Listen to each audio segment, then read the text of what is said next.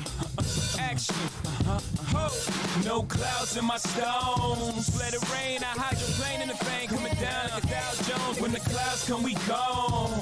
We Rockefeller, we fly higher than weather, and G5s are better. You know me, in anticipation for precipitation, stack chips with a rainy day. Jay, Rain Man is back with Little Miss Sunshine. Rihanna, where you at? You have my heart, and we'll never be worlds apart. Maybe in magazines, but you still be my star. Baby, 'cause in the dark, you can't see shiny cars. And that's when you need me there. With you, I'll always share. Because when the sunshine will shine together, told you I'll be here forever. Said I'll always be your friend. Took an oath, I'ma stick it out to the end. Now that it's raining more than ever, know that we'll still have each other. You can stand under my umbrella. You can stand under my umbrella.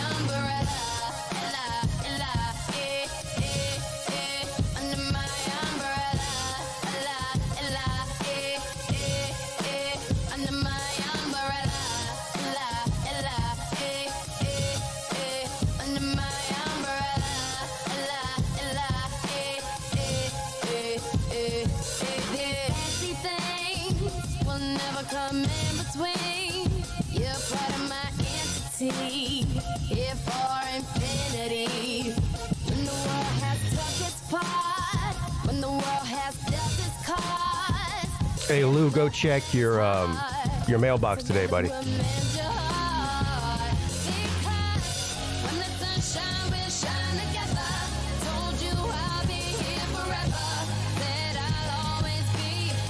Took an oath, I'ma stick it out to the end.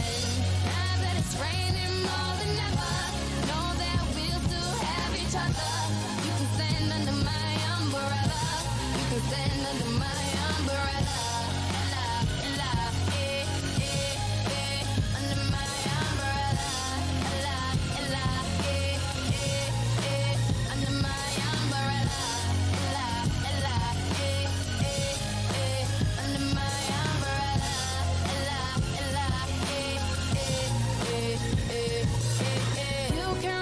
Yeah, I'm assuming it's in your mailbox. I don't know. I sent it UPS, but I don't know what they do with UPS packages at your place.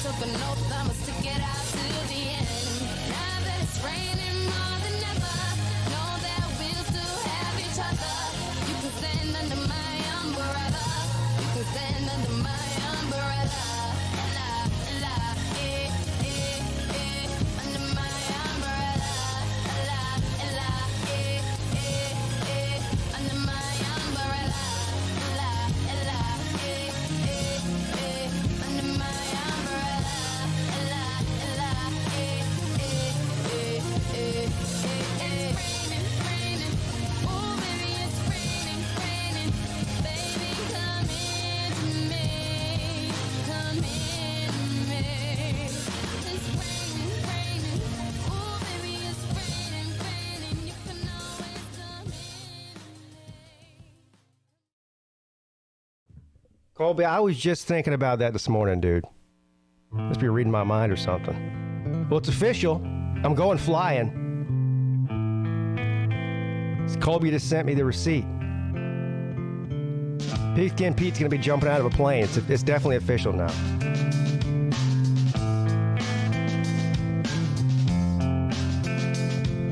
Psychic spies from China try to steal your mind's elation. And little girls from Sweden dream of silver screen quotation.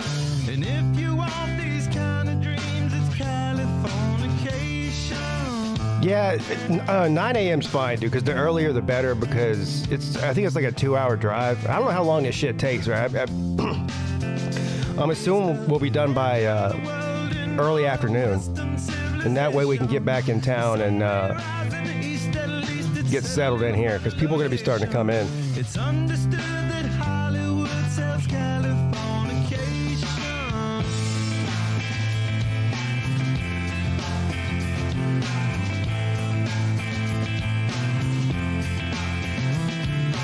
Hey, our Sergeant Barrow, while to break the spell of aging. Celebrity skin, is this your gender? Is that war you're waging? Firstborn unicorn, hardcore, softcore. Dream of Californication. Dream of Californication. Don't worry, Lou. I'm probably just as bad as you, or maybe even worse, at the checking the mail thing. I just pretend like that it doesn't exist, you know. I know it's time to check the mail whenever the mail lady comes to my door and starts leaving mail on my porch because the mailbox is too full to put mail in it.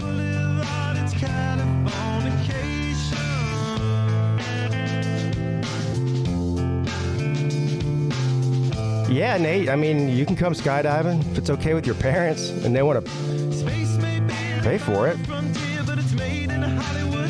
Imagine Nate skydiving. I don't know, dude. There's a weight limit. You might be too big to skydive.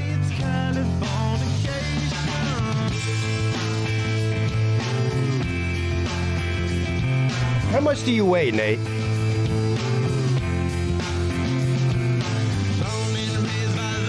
Colby knows the whole deal, the whole weight limit deal and everything. I don't know. You know what I'll do? Let's try to look it up.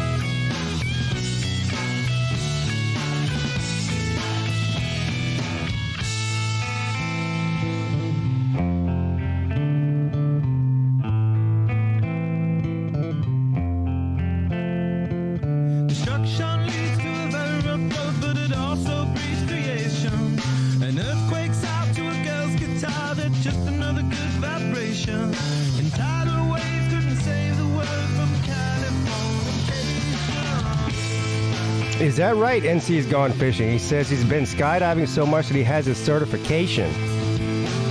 Wow, so you do well. I believe you have to jump at least, what, 20-something, 25 times or something to get certified? You have to take some sort of test.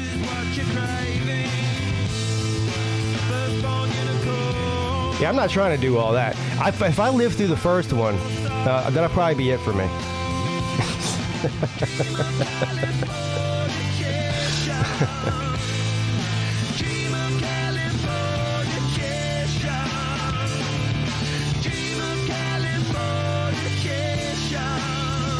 Man, 30 times, man.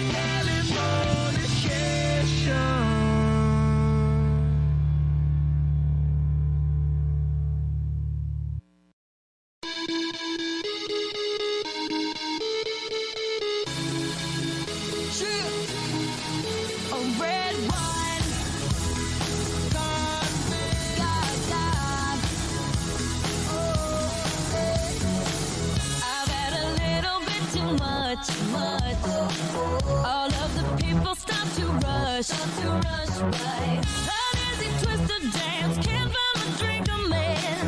Where all my keys, I left my phone.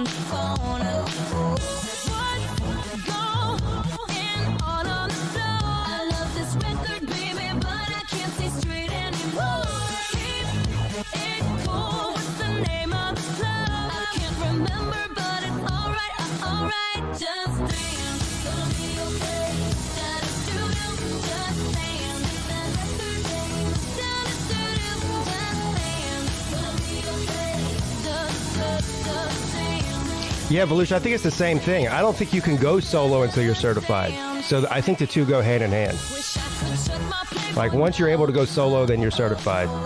I think. Yeah, that's what my wife's worried about, me getting hooked on it. But I am an adrenaline junkie when it comes to that. Problem is, I'm too old to be one. You know what I mean? It's not a good thing to be an adrenaline junkie when you're in your 40s and you got kids and shit. Thrill seeker in that, yeah.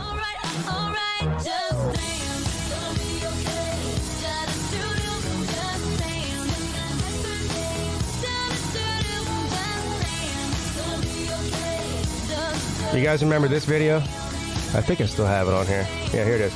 Remember this jabroni here? This is that guy that jumped without a parachute from 25,000 feet and lands in that net.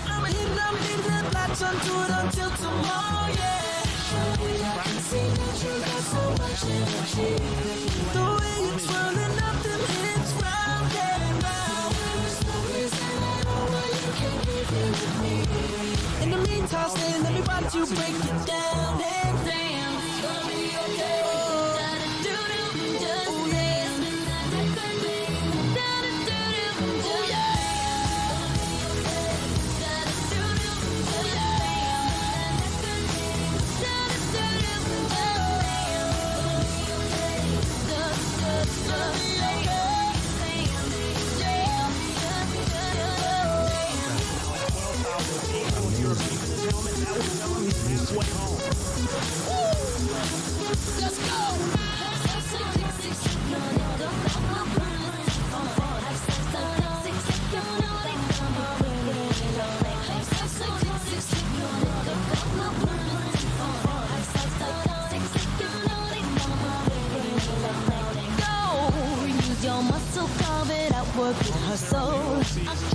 All right. Don't slow. Dive it, clean it like so, beat it, spend the last go. In your pocket. All right.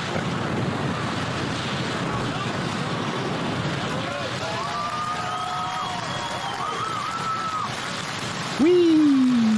There goes the chutes. Luke is on his own. That's when the diaper starts to fill up right there. Oh, shit. And the crowd on the ground looking up, they have a visual on him right now. The Luke cam.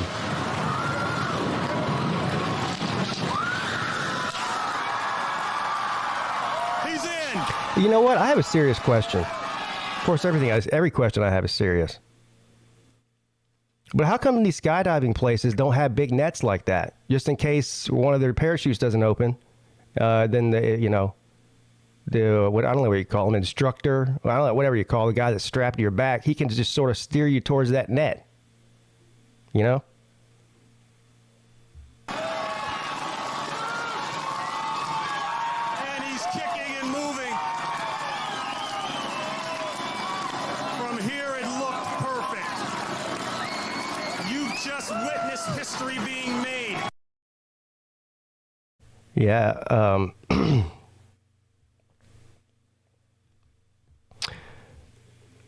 Vic says that guy has no fear. Well, yeah, that's one way to put it. He's out of his mind, is what it is. He's out of his mind. Like this fox right here. I forgot about this video.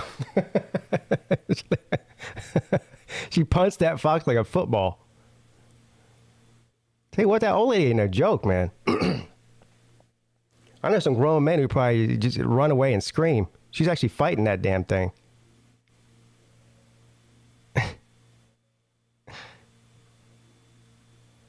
Good for nothing husband there.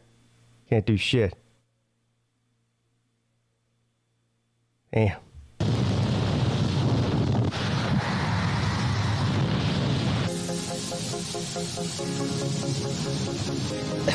A little bit of Red Man action.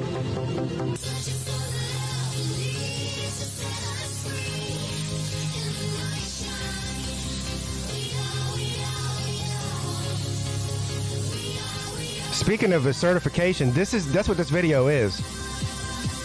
This is Redman after he got his certification, so he can skydive. I guess this might be his first time skydiving solo or something. I don't know. But I follow him on Twitter. He's funny as shit, by the way. I don't know. A lot of people have Instagram. If you have Instagram, I'm sure that Redman's a good follow on there.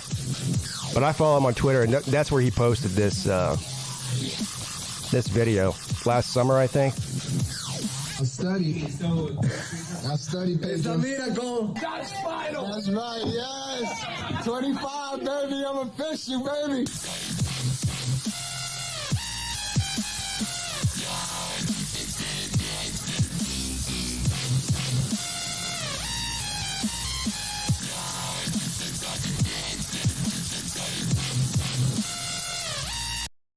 Anywho, there you have it. What's up, everybody? Happy Friday. What time is it? It's 11:16 a.m. Approximately 66 degrees outside. 30% chance of rain. Actually, I don't even know what it is. It's more like it's been hot as shit here. I think the temperature finally dropped. I think it's down in the 60s today. But I swear I haven't seen the sun since before Christmas. Like 5 minutes worth. The sun don't want to come out, man. How's everybody doing? Welcome to the Midday Show. Have a great show planned for you today. As promised, I did go see the movie that everyone's talking about, that there seems to be some sort of controversy over. So, of course, being the investigative journalist that I am, or as Uncle Lou would say, I'm a crack investigator, I had to go ahead and investigate this movie. I had to do the work for the people. So we did do that yesterday, took the wife and the kids out to dinner, and then we went and saw the Avatar movie, Water or something. I don't even know what the hell damn the movie's called. Water something. The second Avatar. I think the first one, when did that come out? A long time ago, like 2010, 2009, whatever it was. And this one was really just an extenuation of that. I mean, it picks up right where the first one leaves off. Same storyline, same people, everything. One thing I will say, babe, it was long. It's over 3 hours. So if you're thinking about going to see it, at the theater, you have to factor that in. It's about, I don't know, 3 hours and 20 minutes or something. It was long, and it really didn't need to be that long. That's the other thing. Really, the best part of the movie is the last hour. If you're into whatever message they're trying to get across in that movie, then you might like the whole movie. When I go see movies like Avatar, it's for the special effects and the visual stuff. Now, we did go see it in 3D, and I think that was probably a good idea. I don't know how much longer it's going to be in the theaters, but if you see it in the theater, you probably should go see it in 3D. Particularly like the underwater scenes, which is kind of pretty much like half the movie. But anyway, it was good. Okay, I don't know. It was what I expected it to be. Like I said, the last hour is a battle, an epic battle, and visually it's very entertaining. But other than that, exactly what you think it would be, exactly like the first one. Just a continuation of the story. So that's it. On a scale of 1 to 10, what would I rate it?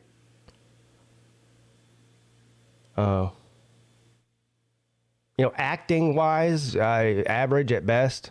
Visually, it's a 9. I mean, I understand that I see why they spent like over $1 billion on that damn movie. Because the special effects are amazing. So there you go. I mean, it's not groundbreaking movie or anything, but it's certainly entertaining for the family if you have 3 hours to kill and $100 to flush down the toilet. I can't believe how much it costs to go to a movie these days, man. I was surprised movie theaters are still in business. Oh, I don't know what they're doing this where you guys live, but they our movie theater, they have an unlimited pass now. And they're really advertising pretty hard, too. I think it's like $22 or $23 a person per month. And you can see as many movies as you want. You can go to the movies all day if you want. If you have an unlimited pass, you can go see however many movies you can fit into a day, you can see every day. And this, to me, tells me that they're hurting for revenue, that they want monthly revenue coming in. Doesn't matter how cheap it is. And the reason is because it's so expensive to go to a movie. You know, a family of four like me, it's at least $100 to see a movie. Now you add dinner and shit before that into it, then it's just, my point is it's become too expensive for a family outing for a lot of people, you know? Whereas we used to go to the movies maybe once or twice a month as a family. Now we go once or twice a year because we can watch it at home on a big screen TV with surround sound, HBO Max, and chill in the recliner. Sort of like the same thing with sports. College football and NFL in particular. I don't know. I haven't gone to enough professional hockey games or even baseball games to know if they've gotten outrageous with their prices. I'm assuming that they have, but it's sort of the same thing. But anyway, not a bad deal if you're one of these people like Kevin who watches 18,000 movies every week to pay 22 or 23 bucks and go watch as many movies as you want.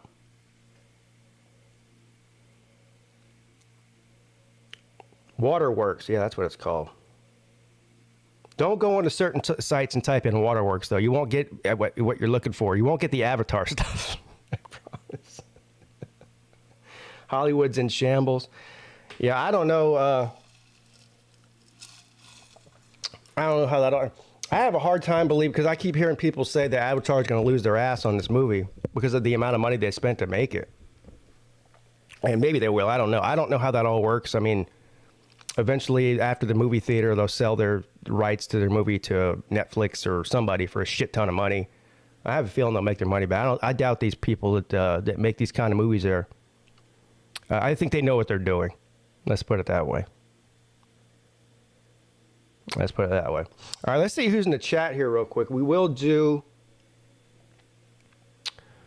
the news today. Any news coming out of college football? Not really. On Clemson's side, we've kind of got an idea now what the roster is going to look like, and which guys that Dabo Swinney was hinting at staying, right? So we now know that's Xavier Thomas. Pretty much the entire secondary is coming back. Makuba. And some of the names that were floating around about whether or not they will or will not stay have announced they're going into the draft. KJ Henry. Brian Brzee. I don't know. Let me see if we got any Tater people in here. I see Blake in here. Blake, have we heard anything about Ruka Rororo or what's his name yet? I'm drawing blank on names now. Tyler Davis, that's who I'm talking about. So those two guys have been hinting, about whether they're going to go or stay, and saying they're a package deal. One of them stays, the other one stays. I don't know what's going on. Rook is coming back. Okay, that's new news to me. You know what that is? That's breaking news. Breaking news from the PigskinPeete YouTube channel. That is breaking news right here on the PigskinPeete YouTube channel. According to my friend Blake Ellis, another Tater man, he says that Ruka Roro says he is coming back. But we're not sure about Tyler. They did say they were a package deal. Anyway, so the question has been, and rightfully so, about what Dabo is going to do as far as the transfer portal this year. And my original thought was, based on who's leaving and the amount of people that we know have signed with the team so far in the early signing period and whatnot, that I feel like the numbers-wise is going to have to dip into the portal. Well, right now, again, depending on how many more people stay, it sounds like we have another one staying, according to him, Rook Ororo. I don't know if Clemson's going to have any scholars. They might be over scholarship. Now, I realize this is where it gets complicated because of the COVID numbers. Those don't count against your scholarships. And I have not sat down and crunched the numbers. But one thing I do know, just by looking at it, they are teetering on the edge of not having any room to bring any transfers in because of the amount of people that are staying and the size of the class they assigned in 23. Now, you can have a whole different debate about who is on scholarship that you think that shouldn't be on scholarship, and that would free up stuff for some transfer portal stuff or whatever. That's a totally different discussion. But just assuming, knowing who we have on the team right now who's on scholarship and who's coming back and who's signing, they might be over scholarship or right at that 85, the magic number, which would not allow them for them to bring anybody in for another year.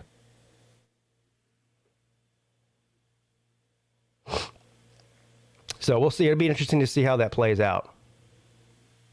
And I know there's people out there that watch me and watch the channel and whatnot that pay very, very close attention to the numbers and the portal, closer than I do. I usually just wait till the whole thing is over with, let the chips fall where they may, and then I'll give my constructive criticism based on who they brought in, who they didn't bring in.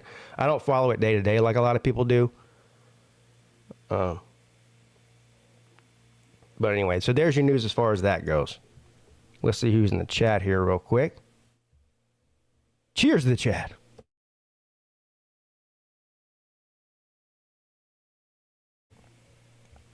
Just a reminder, I will be live tonight at 10 p.m. for the call-in show.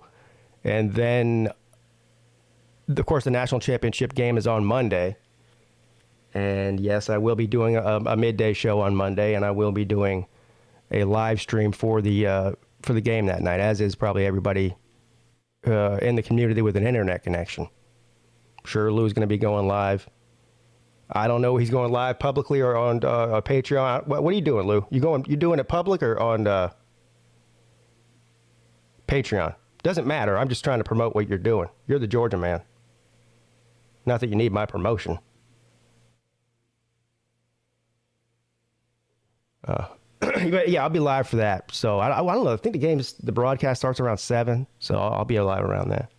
Live on YouTube public. There you go. Uncle Lou live on YouTube for the national championship game. Let's see who's in here real quick.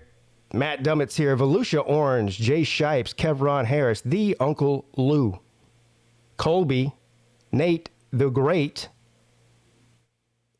NC's Gone Fishing, Alakazam,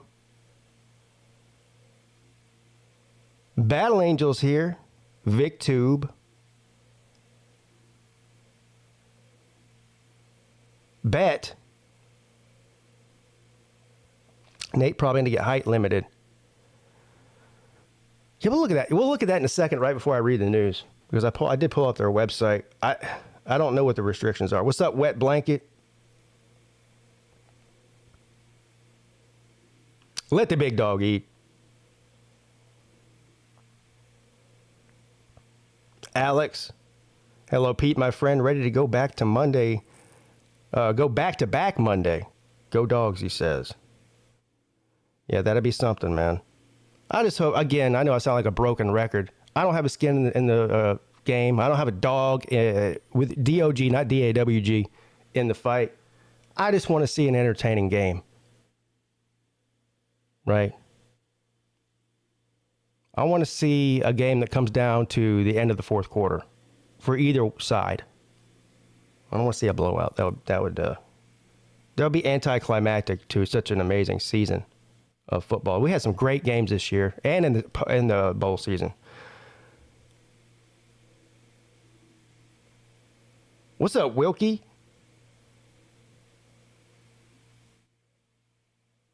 Shane, Blake,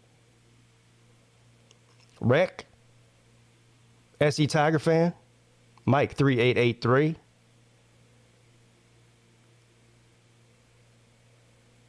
Tiger Baskins, my man.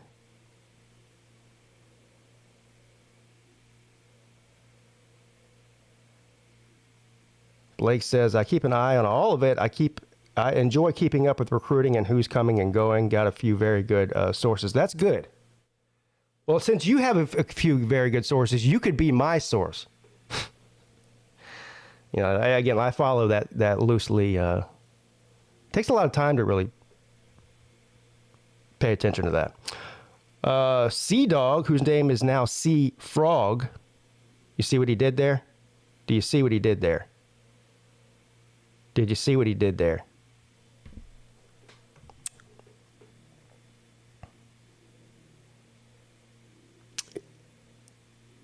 If TCU is playing, it'll be interesting. What does that mean? Here's we were talking about Nate. I'm going to spend a whole lot of time on this because I know people just don't care. But the question did arise. And so Nate, we figured out, we had his dad measure him on the air last week. Or 2 weeks ago. Anyway, so recently. Because there was a question about how tall exactly is Nate. Because I met him in person. I've stood next to him. He makes me look like a midget. I'm 6 foot tall. So I said he was at least 6'6". Turns out he's 6'5" and just over, like 6'5" and a quarter. So he's between 6'5" and 6'6". I don't know how much he weighs. You see Nate, he's not, he's not skinny. So, but he's not fat either. I don't know. He's got to be close to 250 at least, right? Just based on how tall he is. So I don't know what the restrictions are. He wants to go skydiving with us.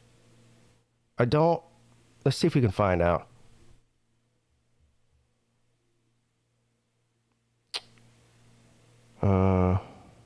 Learn to skydive. Where is there like frequently asked questions? That's what I need to see here. Facts. Information. Here we go.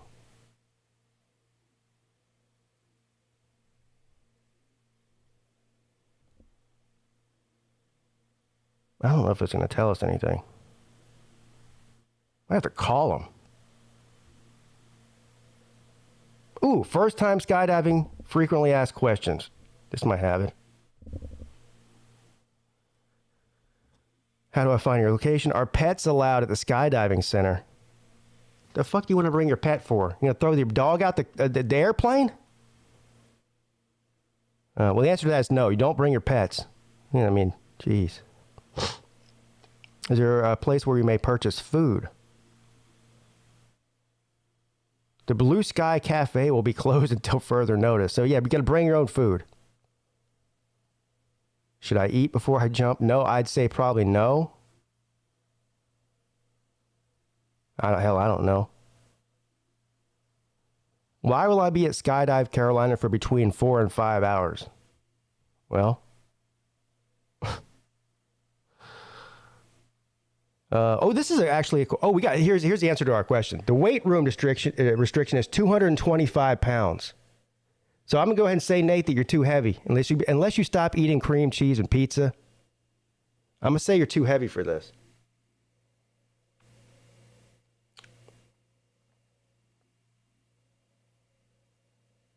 There's no way that Nate weighs under 225. He's like 2 of me, and I'm about 170. Depending on the day, 170, 175. So, yeah. Sorry, Nate.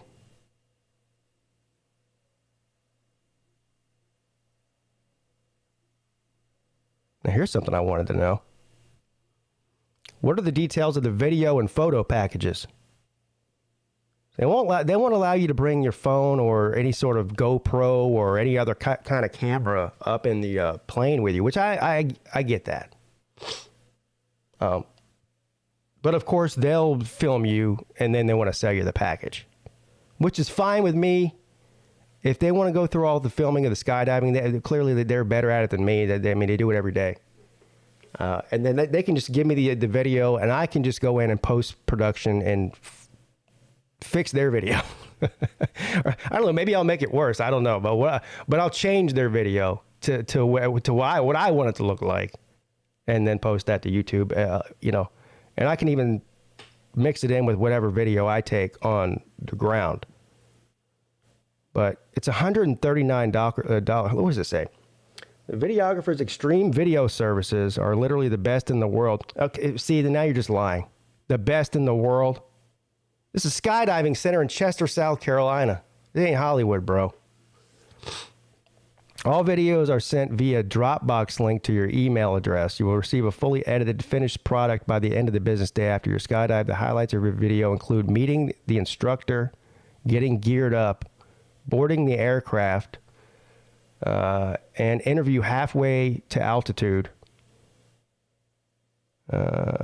Pricing for video services is $99 for video only and still photography only.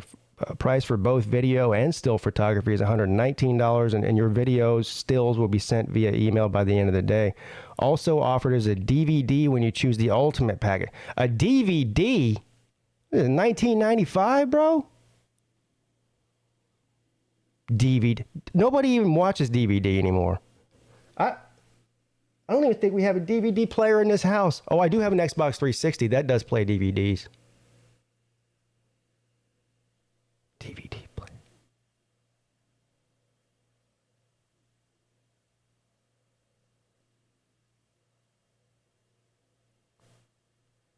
If I have a GoPro camera or a similar small camera, am I permitted to bring it with me on my jump? The United States Parachute Association, the USPA. I didn't even know that was the United States Parachute Association.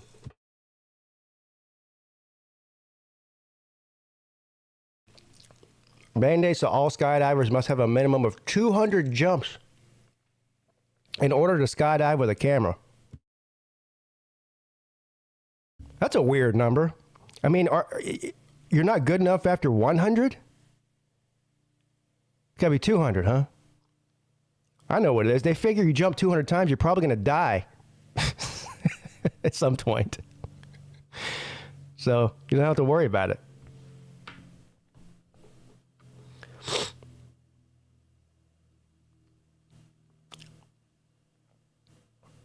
Oh, this is a good one. Weather. I didn't even think about this. We do not operate when it's raining, clearly. If ground winds are excess of 20 miles an hour, or if upper altitude winds are excessively high. Heavy clouds. Yeah. Oh. All right.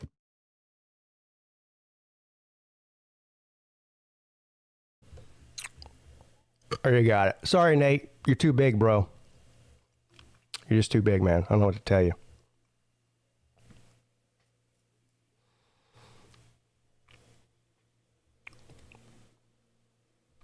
All right, let's take a look at the news, shall we? We shall.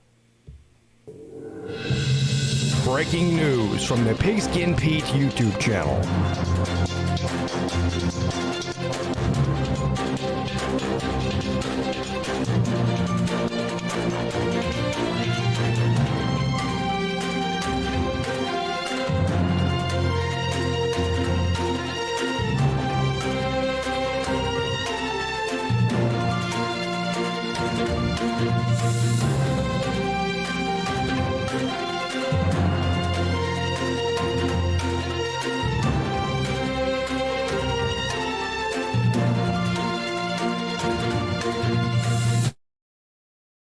Look at this here. How California family survived a 250-foot plunge off of a cliff.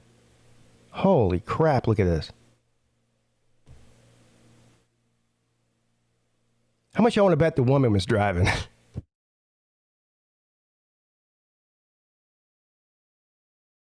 Casket!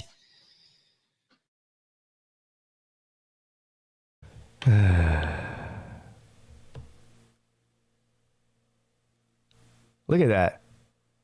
People survived that? Man, oh man. They better be in church right now. Thanking somebody. A California doctor is alleged to have plunged his family hundreds of feet down a coastal cliff in what authorities have described as a murder. Oh, this guy did this on purpose? There's the father of the year right there. Hey, you guys want to go eat some ice cream? Meanwhile, his whole plot is to drive the car off a cliff, a literal cliff.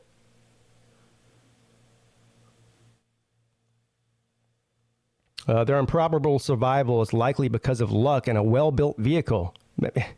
Dang, man. Try to commit suicide, but your vehicle was too safe.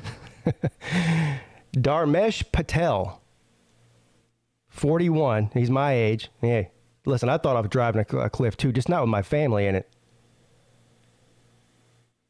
Is accused of barreling a Tesla Model Y off of Devil's Slide, a roughly 250-foot cliff 20 miles south of San Francisco on Monday morning. Uh-oh, all the Tesla haters out there.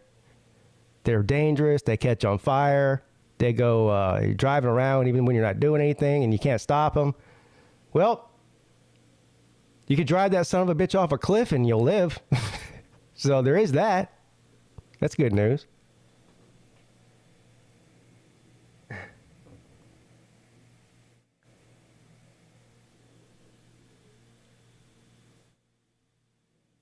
This image shows a battered SUV right side up perched precariously on a rock ledge just above the Pacific Ocean.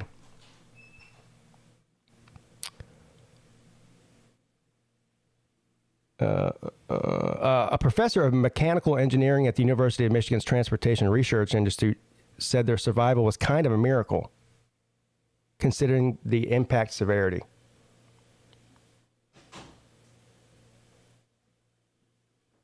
The driver underestimated how safe the vehicle could be. Listen to this here. Patel, a 41-year-old woman, and 2 children ages 4 and 7, both of whom were in the car seats.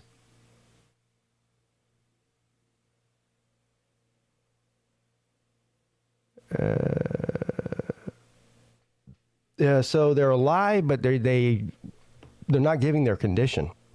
They're still in the hospital.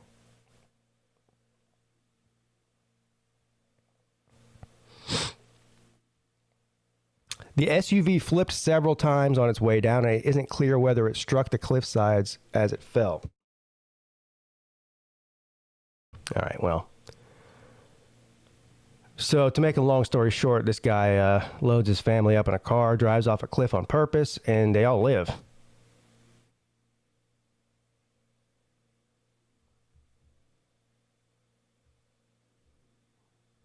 Landed mostly on the wheels. We immediately put a plan in place to lower rescuers down to the vehicle to get eyes.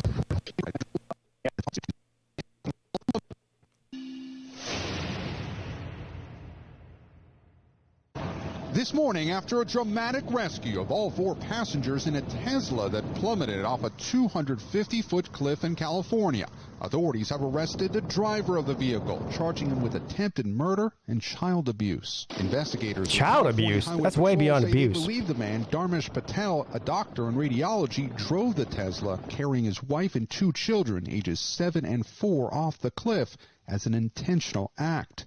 We had 4 survivors in a collision where there shouldn't have been any survivors. I mean, it is truly a miracle that they're alive. The area called Devil's Slide is known for its scenic views and sharp drop-off. Eyewitnesses horrified to see the car go off the road, frantically calling 911. I could see in my rearview mirror just the car being, straight like this, and then all of a sudden just disappeared down. Rescuers rappelling down the cliff saved the 2 children first. Then a helicopter crew hoisted the 2 adults from the mangled vehicle. All were rushed to the hospital. The damage to the vehicle would indicate that it... All right.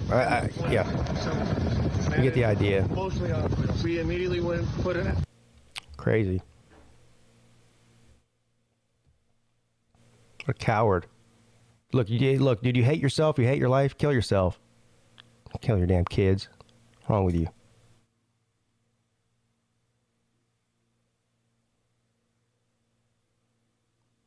Browns send Jadeveon Clowney home after critical comments. What is this? Critical about who? The Browns? Shit, you might as well send the whole team home then.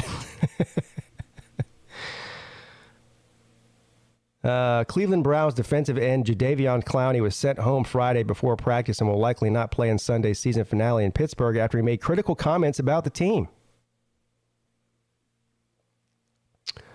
Clowney, who is in his 2nd season with the Browns, says in an interview on Thursday with Cleveland that he didn't feel appreciated and was 95% sure he wasn't coming back for a 3rd season. Clowney also said that Browns are giving Pro Bowl defensive end Myles Garrett preferential treatment and were focused only on getting him into the Hall of Fame. Clowney says he has no issues with Garrett. Oh, man. Is it possible that maybe Myles Garrett's just better than you, dude? And maybe he's more productive? I'm just saying, I don't know. I don't know how good Clowney is now. I haven't watched enough of Browns football this year to have a clue. I'm sure some of you have.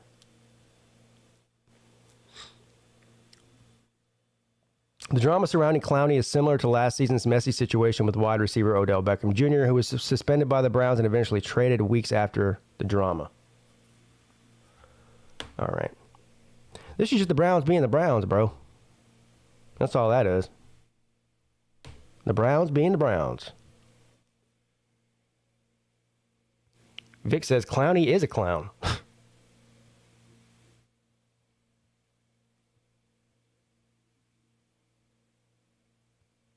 I haven't watched enough Browns football. That's right. I've seen maybe one Browns game this year.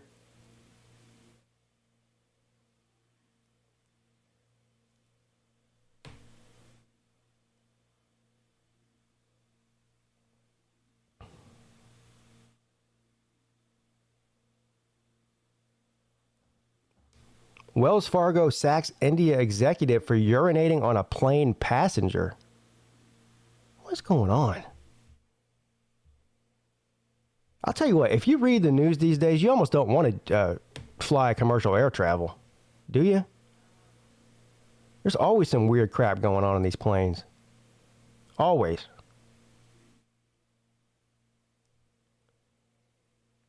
United States banking giant Wells Fargo on Friday sacked a top Indian executive, now being pursued by police for allegedly urinating on a fellow passenger aboard an Air India flight.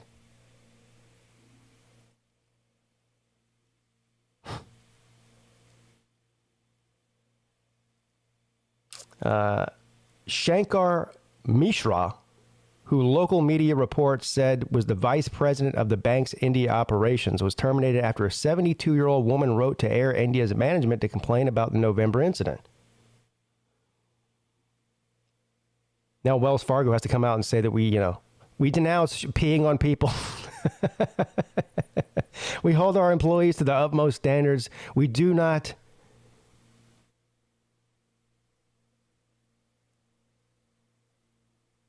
This is just silly.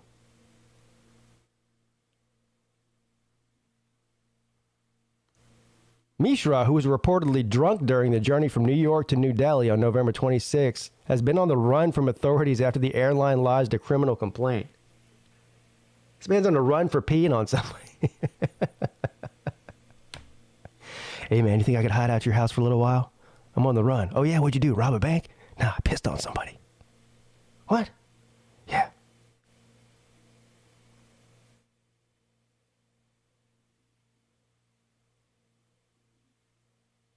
All right.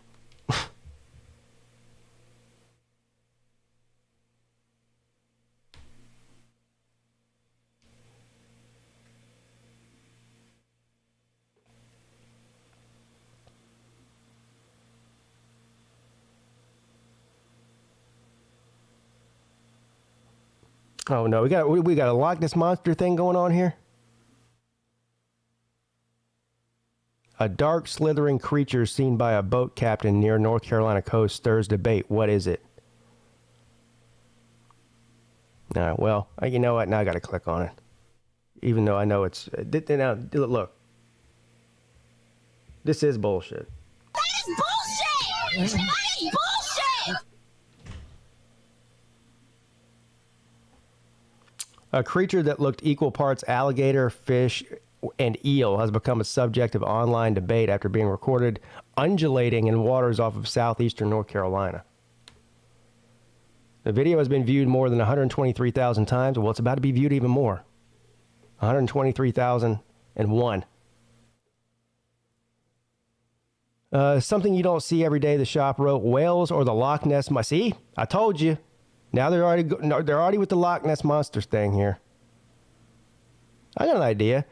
So, whatever, if you're on a boat and you come across that thing, how about let's, drive up next to it and get it on camera right next to it.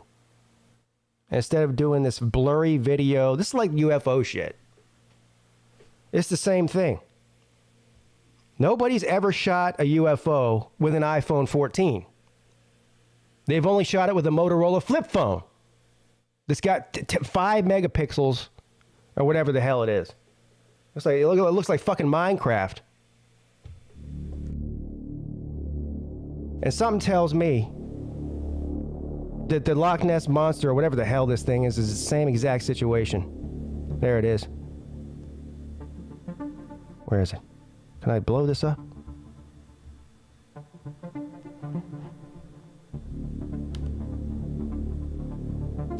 Where's the video?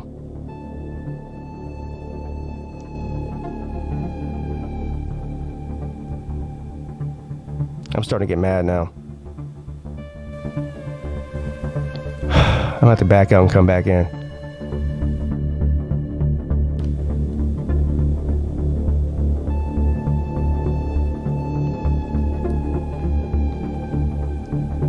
Here it is. But it won't let me blow it up.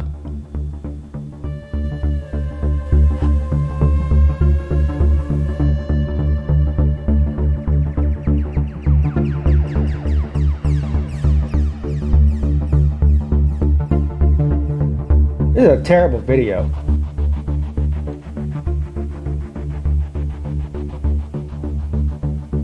I mean, is it possible it's just a fish? I mean, people do realize there are big fish in the ocean, right? I don't know what that is. What is that?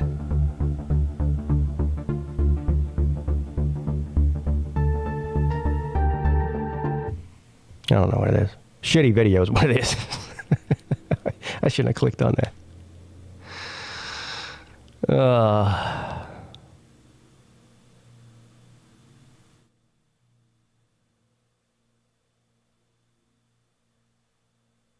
Yeah, here, divers find old camera. Look, that's the kind of camera. You see that camera right there in that picture with barnacles all over it and rust? Yeah, that's the kind of camera they use to shoot these UFO videos and these Loch Ness Monster videos.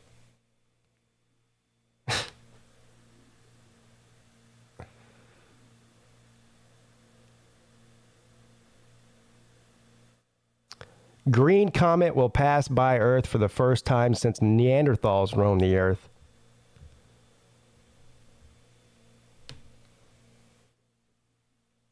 I don't remember what the name of that comet was that came by. I think it was in June, this last summer. But that one was cool as shit. That was the first time I had ever seen a comet with my naked eye before. I stared at that thing for probably an hour. It was just cool. A green comet discovered last March will make its closest approach to Earth this month. Well, we need to. Here we go.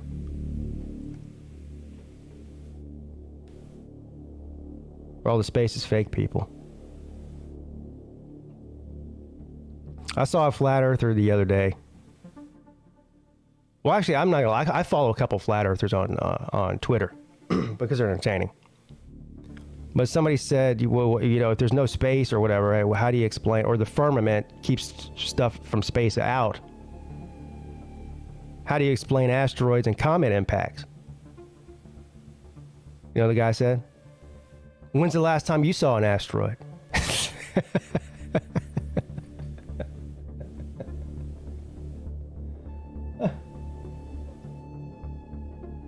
Hey. If you've never seen the Earth get hit by an asteroid with your own eyes, then it must not be real.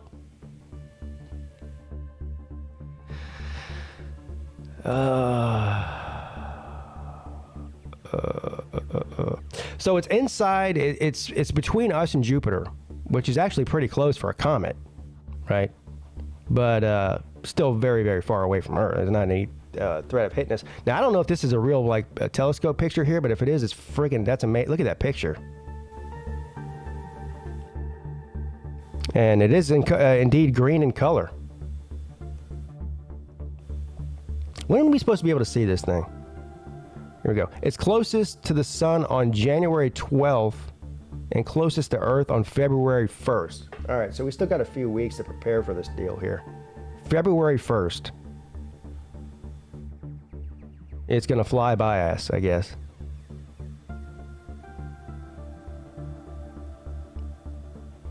NASA notes that the brightness of the comet is unpredictable, but that by then, C2022 E3 ZTF, which is the name of this thing. I don't know why they can't just name it normal names, you know? Like, why can't it just be Charlie, the Charlie the Comet?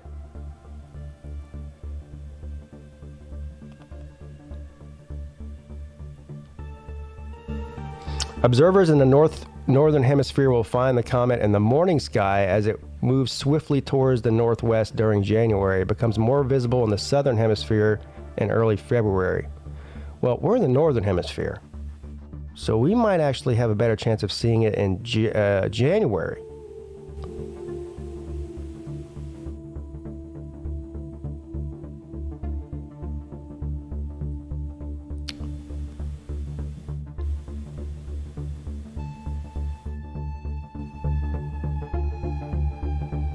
There you go. The green comet.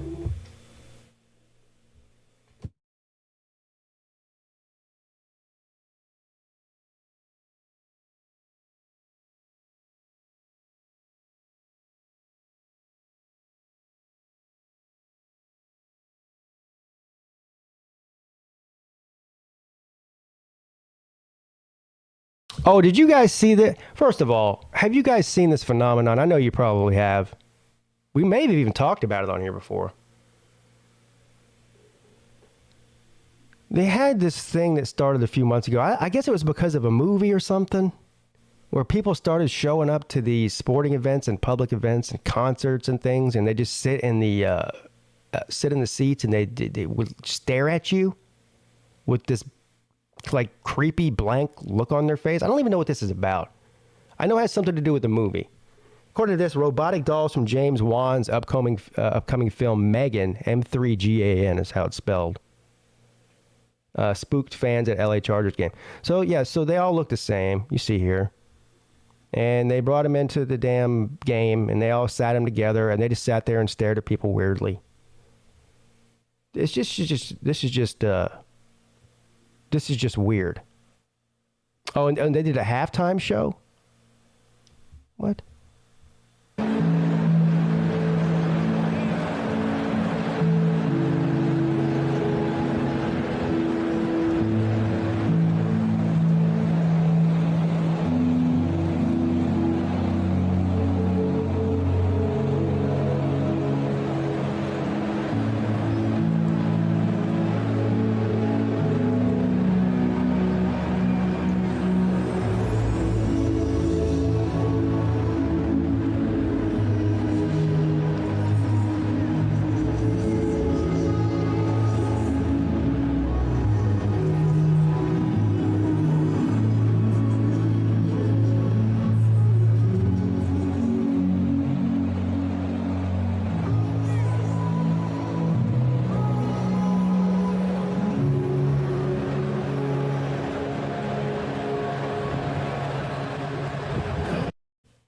I'll tell you what, I hate to sound like an old crotchety get off my lawn guy, but this makes zeros. I have no idea what I just watched. No, I don't have a clue.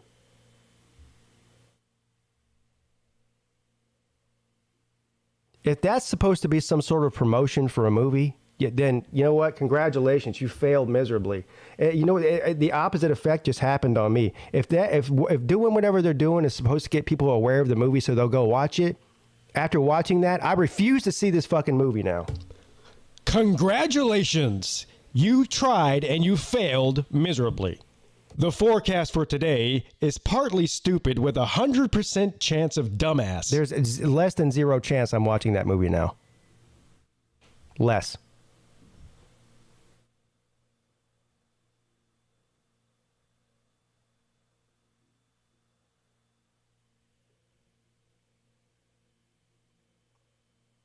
Kind of erotic. Yeah, if you're into banging robots, I guess. Not me.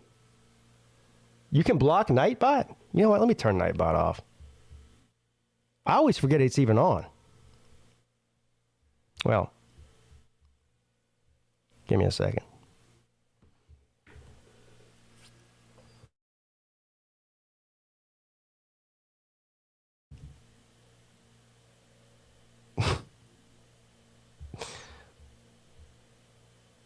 Well, I can't turn it completely off without going through and, well.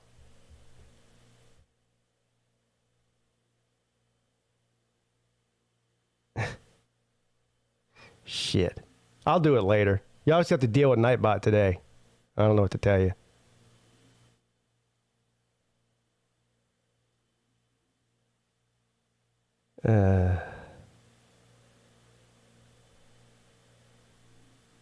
Let me get rid of this one at least. It's getting annoying.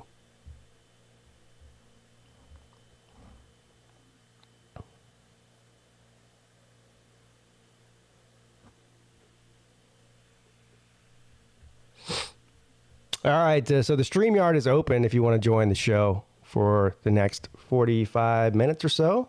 I'll keep the line open. And it looks like we've got a couple of guys in here already. Yo. We got Volusia Orange, the Tater Man from a foreign land, and our buddy Dominic. What's going on, Pete? What's up, man? How you doing? Oh, boy. Doing all right. Just, if you don't know why I sound like this, I unfortunately suffered a concussion on Monday night. I'm still trying to recover from it. A concussion from what? Apparently, landed on the back of my head. Pretty good. You don't remember how? Yeah, I don't remember how it happened, unfortunately. Well, that's not good. Yeah, I'm feeling a little better, but still trying to recover from the concussion I suffered Monday night. So, just trying to hang in there. Yeah. Well, that sucks. Mm-hmm. What's up, VicTube? Yo, what's up, Pete? Vic, what up, buddy? How are the gumballs? The gumballs, yeah, they're good. Yeah. They're good? Good. Yeah. Gumballs? Yeah, I gave them... Metaphor for something else? No, it's actually a metaphor for gumballs. No, it's not a metaphor. No, it's a...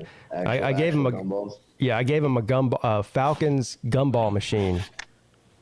Oh. It's about 30-something years old. Handmade one. And So it tastes like failure. so he finally put some gumballs in the thing. Right. Yeah. Were they Tom Brady gumballs? No. I see what you did there. Yeah, I get. What's up, Slim Shady Gaines? Yo, what's up, Slim? The stories like today remind me why I don't want to take my name off the no-fly list. Yeah. Want to get pissed on, right? Can't piss on me if I'm not there. Hey, Dominic, good news. We have in the chat the Dolphins medical staff. They said concussion. Oh, that's nothing. You'll be fine. Hmm. Thank you, Pete. I see what you did there. I didn't do anything. The Dolphins medical staff did. They're in the chat. I mean, that is kind of true. Yeah, Troy it's Aikman not, seems like he's okay. Yeah, it's not a concussion. It's all in your head. Oh, wait a minute. You suck. I mean, Troy Aikman's had like 60, so what's one or two going to hurt you? Yeah. Yeah, he's totally fine. Yeah. Yeah. You're fine, right? Antonio Brown had one, and then Well, he was kind of sus beforehand. That's what I was going to say. No. Yeah, he's gone off the deep end, but yeah. Excuse me? I was talking about Antonio Brown, but Oh, sorry. Maybe he's gone off the shallow end. That's the problem. or the shallow end. Yeah, AB is just, he was good, but now he's just, he is so trash. That's all right. He made his. Well, I mean, I don't think he's a bad receiver. I think he's just lost his fucking mind. Mm-hmm. Right, so I don't think Kanye is a bad musician, but you know. Yeah. Oh my God. Hit me a break. Well, there's always been a fine line between crazy and genius. Yeah. Facts.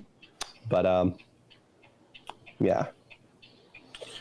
Also, hey Pete, have you heard the news about Bill's safety, Damar Hamlin? He seems to be doing better. I mean, well, you have to be more specific than that. Well, I've heard that he's that awake, and he's been writing the.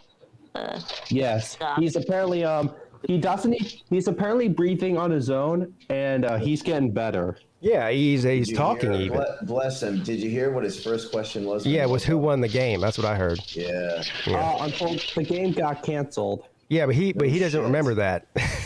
I doubt it. Look, I don't mean to be insensitive, but like this game's fucking important, and we need this anyway. Whatever, fine. I'm glad he's all right. Damn it. Yeah. Honestly, I was more worried about Damar Hamlin than the game. I'm not trying to be rude. So hold on, Volusia, you're no. So was I, but I'm as a Bengals fan, I was. Yeah, I'm a Bengals fan too. Are you? Fuck yeah, hell yeah, dude. Who dey? Yeah, I've been a Bengals fan since 2016. I've been a Bengals fan for 7 years now. All right. Well, I've been a Bengals fan since 2000. I guess I'm a little bit older than you, but it's all right. Yeah. Anyways, it's all good. It doesn't matter. This is not a fucking contest. Let's go. Anyways, like I'm glad the guy's okay. I guess that those are the first, second, and third most important things. But So- the plan that the NFL has put out to sort of coin flips to determine neutral site AFC championship, like what the fuck? Just push the AFC playoffs back a week, like, and play the game. Like what the fuck? all right. So hold on now. Explain this to me. What's good? So they're not going to play the game. Yeah. So here's the deal, right? All right. So what? Yeah. So- what's, We're gonna go full Friday Night Lights on us. Dude, it's insane. So they're canceling the game, and this is going to cause a myriad problems in terms of AFC playoff seeding because both teams are in the playoffs. Both teams are eligible for the number one seed, et cetera, et cetera. Well, and without getting into all the nitty gritty details, basically, if Baltimore beats Cincinnati this weekend, then and Baltimore and Cincinnati are then lined up to play in the playoffs, which is very possible as a 3 versus 6. They flip a coin to determine who gets the home game. oh no. No. And then, yes. The winner of the game should get the home field. No. Right. I That's mean, incorrect. That's actually a Incorrect. really easy way to set. I think they should do it the way Big said, though, since No, they play each other. No, they can't, and here's the reason why. Cincinnati is currently 11-4, right?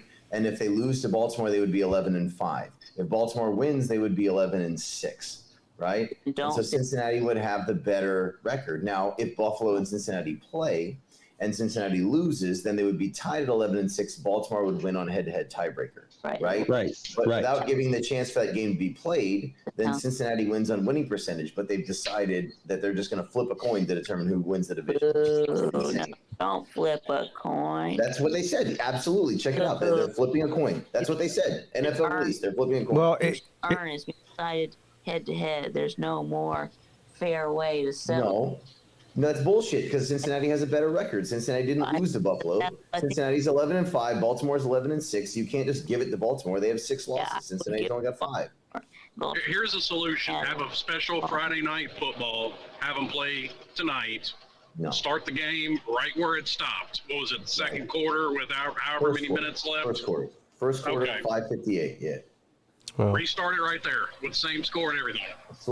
Slim, you're right, except here's the difference. Obviously, you can't play on Friday and then play again on Sunday. It's the NFL. So what you do is Bullshit, you can't.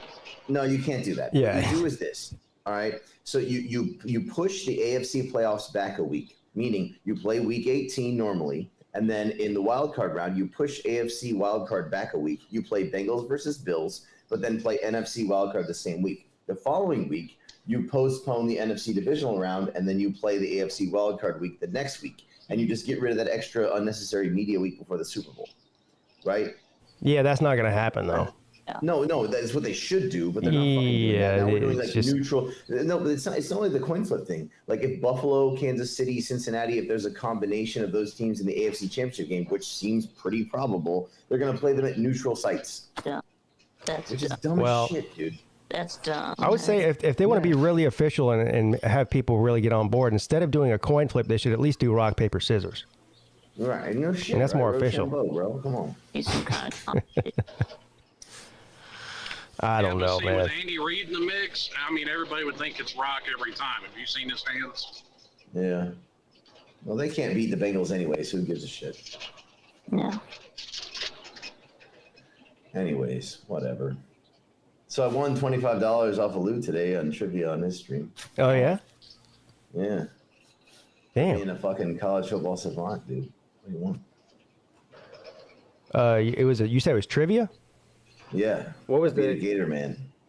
Oh. He asked some questions. He didn't really hit my wheelhouse, which is, I mean, I can name the last 40 or 50 national champions. He didn't hit your house. Nah. I can name the last 40, 50 national champions in a row, but he didn't ask those questions. So, but I still won. Right. Yeah, that's good. Yeah, I don't have any. Of the last 50 national champions, I went through it. Georgia's on there twice, but Clemson's on there 3 times. That's weird. Yeah. Wonder why. Well, Miami's on there 5 times, to be fair, but. So you heard me talking earlier, Volusia, about the roster situation at Clemson, the number situation. Yes. So I was taking a piss. I missed some of it. Can you recap me quickly? Well, I mean, we pretty much know who's coming back and who's not, right? I think the only one that really hasn't said anything is Tyler Davis. Everyone else we know. According to Blake Ellis, who was, I don't know if you know who he is. Anyway, he's a commenter. He's a Tater man, and he's claimed that Rook said he is coming back. I don't know. I haven't heard that. Okay, so I've heard that Rook and Tyler are talking about whatever one does the other. That's what I said. That they said that where they were joking about how we're a package deal or something. Right. So I don't know. But anyway, we pretty much know outside of maybe 1 or 2 guys who's going, who's staying, and we know who's signing with the early signing period and whatnot. So they're up against a situation where they might be 1 or 2 scholarships over 85. How in the fuck is that possible? Yeah, because of COVID, I think. Okay. I think. I heard you mention. I might have heard you wrong. That those COVID extended scholarships don't count to the 85 number. Yeah, I think right. I believe that if you're one of those extra year guys that COVID year allows you, that you don't count. But I've heard the same thing. Yeah. Okay. So you have teams that maybe have 88, 89 scholarships technically, but right. Well, here's the issue, Pete, and we've talked about this ad nauseum, and the issue is that we're having 8 to 10 transfers out per year. We're having a number of NFL guys leaving early, and that's totally fine, obviously. But we're not replenishing those numbers with transfers, right? Yeah, that's my point. Is I don't. At the end of the final signing day, and once the transfer portal closes, right. Like I don't know exactly what number we're going to be at, and where look, I mean.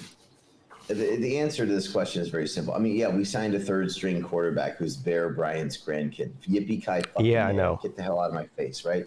Like, look, we need 2 receivers. We need an offensive lineman, and then we need at least 1 defensive player, be it a lineman or a defensive back. We need 4 transfers this year. I got you. I'm with you. We're on the same. We've waited. We're on the same page. All the transfers have already committed to one school or another, right? And so I'm starting to get fucking irritated with this shit because we cannot, look, at the end of the day, we're in the ACC, which is fine. It hasn't been a detriment to us in the past, but with the TV contracts and expansion of the Big Ten and SEC moving forward, we need to make sure we're on a level playing field. But we're also kneecapping ourselves by refusing to play on the same field. Like Georgia just took 2 transfer receivers. We could have gotten one of those guys. They could be our wide receiver 1 next year. Like, what the hell are we doing, man? And I understand Dabo's recruiting pitch saying to recruits, like, no, I'm not going to recruit transfers over you. Okay, fine. Get a grad transfer, a guy with 1 or 2 years of eligibility, not a freshman from, who went to Texas A&M, got paid $6 million and then got 3 catches and transferred out, whatever the fuck. But I'm saying we need to be getting some grad transfers, some veterans to come in and teach those young guys and maybe start over them in year 1, especially at positions like receiver and offensive line and defensive back, right? We can't be kneecapping and handicap. We're basically sanctioning ourselves. I know I've said this before, man, but it's irritating. And I love Dabo to death, but man, he's really got to stop this bullshit. Yeah. What's Dabo's take on JUCO guys? No. Never. And I'm fine with that. We can. So he won't get a slap dick from East Boga? No, he won't. He will not. He will not. The problem is Dabo looks at as two different things. He looks at as a recruiting and transfer portal as separate things. Yeah, at this point, the transfer portal is part of recruiting. You have to think of it as the same thing. But it's roster construction. And I think not looking at JUCO guys is a mistake too, because I'm sure every school's got one. But I mean, one of Miami's biggest names is a JUCO transfer, Jeremy Shockey. They got from the junior college. I don't have an issue with him not taking JUCO transfers, or even I don't even have an issue with him not taking multi-year transfers. Just get a grad transfer, right? Get a grad transfer to start at fucking left guard or start at the 9 receiver, the X receiver. Get a grad transfer, I guess we're getting Rook and Tyler Davis back, so we might not need one to start on the D line, but get one, to play in the defensive backfield. Like, we need people to play, even if it's just for 1 year, just to fill the gap. It's not to take the space away, take the starting spot, the opportunity away from the guys he recruits. I understand that Dabo, it's a big pitch for him on the recruiting trail, saying we're not going to take transfers over you. And I appreciate and respect that. But at the same time, we're trying to field a championship roster every year. Like, we're not Pittsburgh. We're not fucking Washington State. Like, we have to be competitive for a championship every year, right? And those are the expectations that he's created, right? And God bless him for that. But at the same time, like, we need to be making sure that we field a championship caliber roster every year without these massive holes like we had it, for example, wide receiver this year. That's fucking ridiculous. Cole Turner is our starter at the X receiver in the bowl game. The dude is a fucking 5'11" white 160-pound freshman. Like, what the fuck, dude? Well, maybe it's time to change the recruiting pitch from we won't bring in transfers to start ahead of you to you have a chance to come play and compete with other people at one of the best programs in the country, and we'll get you ready for the NFL. Like, and compete for titles. That every other major coach does. Right. Kirby Smart. That's the other thing. You know what I mean? That's the other thing this is why Clemson people there's a certain sector of the fan base that just is going to suck off Dabo no matter what he does. They love him that much. Right. Look, I'm loath to criticize him, man. I mean, I love the guy to death, man. I do too. I do too. I'm sure you do, Pete. Yeah, because he's fucking brought us to heights we never thought This is the weird thing about some of those people. The people that say that Dabo can do no wrong because he's won 2 championships, right? They go, okay, well, he's the one doing the right thing here. Okay, so what you're telling me is every other major program, Ohio State, Georgia, Alabama, what you name them, whatever the top tier programs are right now, they're all doing it wrong, but Dabo Swinney's got it figured out. He's the one doing it the right way. Come on. I appreciate. Come on. I appreciate where he's coming from, but at the end of the day, at some point, I don't give a fuck about doing the right thing. I mean, I care about that, and I understand that's a core tenet of our program, and it's sort of who Dabo is. That's why Dabo's not Nick Saban. It's why he's not Pray Tell Jimbo fucking Fisher or whatever. And I get that, and I appreciate and respect that. But at the same time, like, we need to win, and we need to do it every single season. You know what I mean? There's no excuse, And so, like, he needs to find a happy medium between his core principles, but between him being a walk-on Gene Stallings' 92 Alabama team and all this shit, right? I appreciate that. That's who he is. But, like, we need to compete with our peers. And who are our peers? Our peers are Georgia. Our peers are Alabama and Florida State and Ohio State and yada, yada, Miami, blah, blah, blah, blah, whatever. I know Miami sucked ass this year. But at the same time, like, they're not going to suck ass forever. You know what I mean? Like, we need to be competitive in terms of our roster management practices. Otherwise, we're going to fall behind, and I don't want to see that.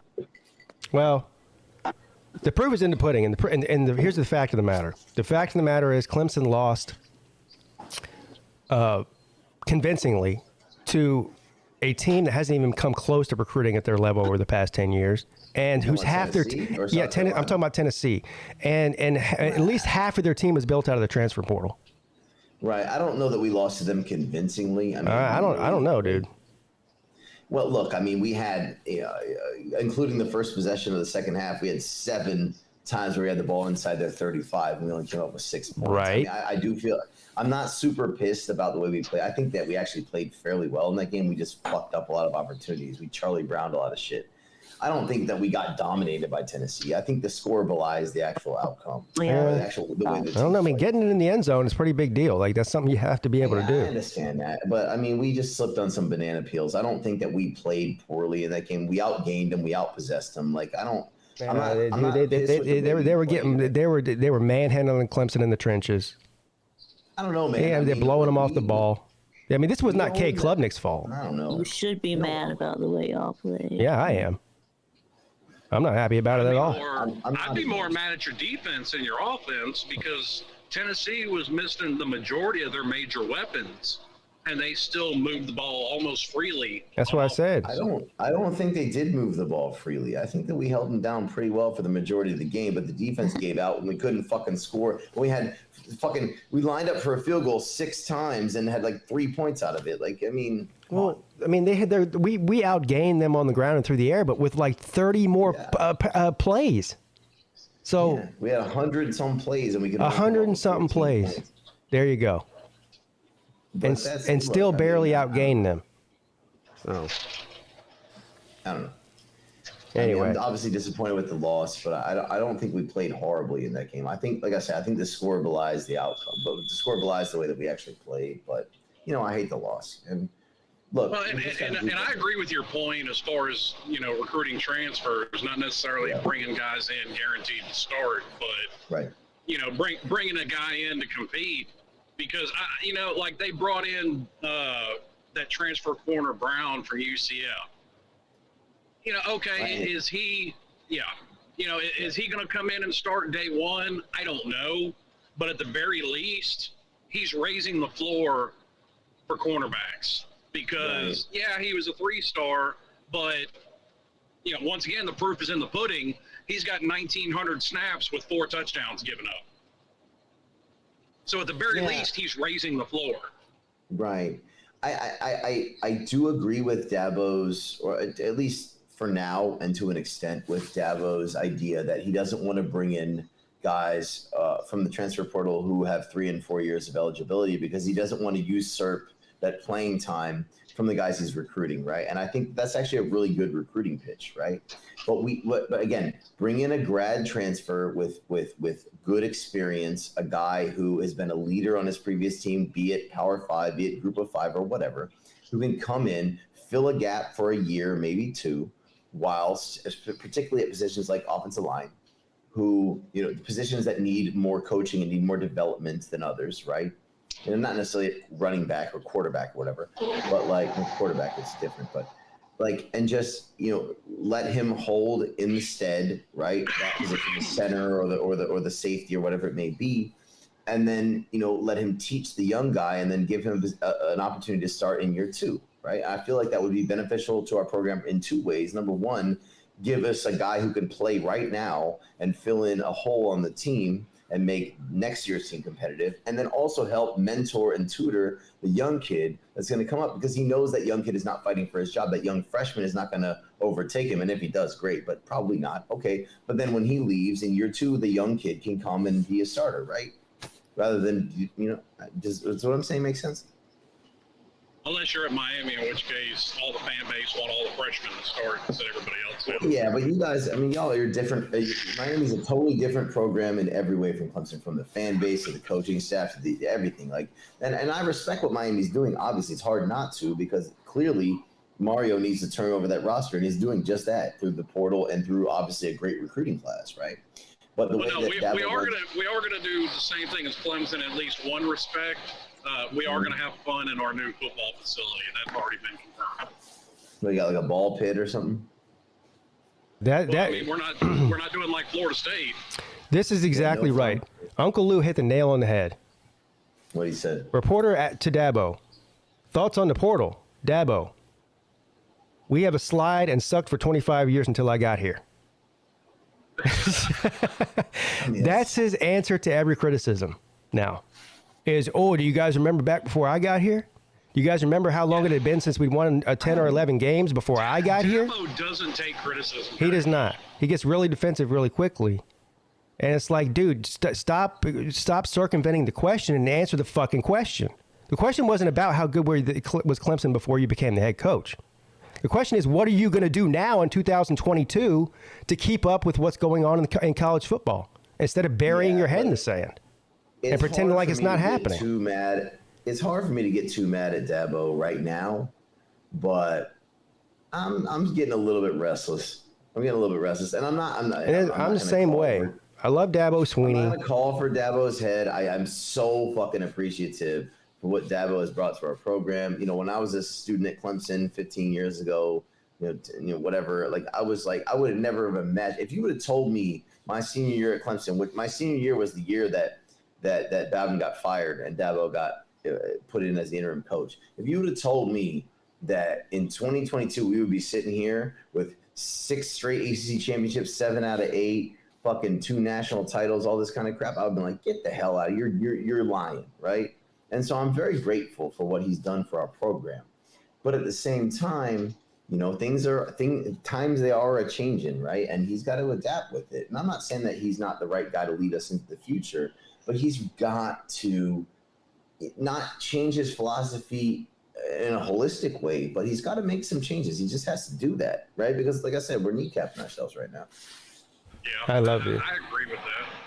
And you know, kind of to your point, you know, on Cristobal, I'm hearing a lot of the same things out of Miami fans. They're getting restless with him because you're getting basically a one-word answer out of Cristobal when they ask him, you know, what's got to be done. He's like, we got to work. That's what he said since day one. We've got to get to work. And that continues to be his, Well, I mean, that continues to be his answer, and you hear a lot of the same responses out of the fan base that, you know, they're tired of hearing that, yada, yada, yada. But it's like, people, this shit doesn't happen over. I mean, me and Pete got in this conversation the other night. I can't with these people sometimes. Yes, we got 2 great offensive linemen. Unless you are in an absolute dire situation, those guys in general, even 5-star offensive linemen, still physically have to grow into that position to be able to deal with 23, 24-year-olds. Right. Perhaps more than any other position, offensive line is the number one position that requires development, right? Right. But, you know, I'm already hearing out of him, he ain't got no excuse not to win 10 games, yada, yada, yada. I'm like, don't stop. Yeah, well, look, Miami fans are delusional and insane, and you know that. And you fucking fight with them all the time, right? So there you go. I argue with them more than any other fan base. No shit, bud. Like, you're probably the most sane and rational Miami fan I've ever talked to. No, that's an oxymoron. Damn it, though. Yeah.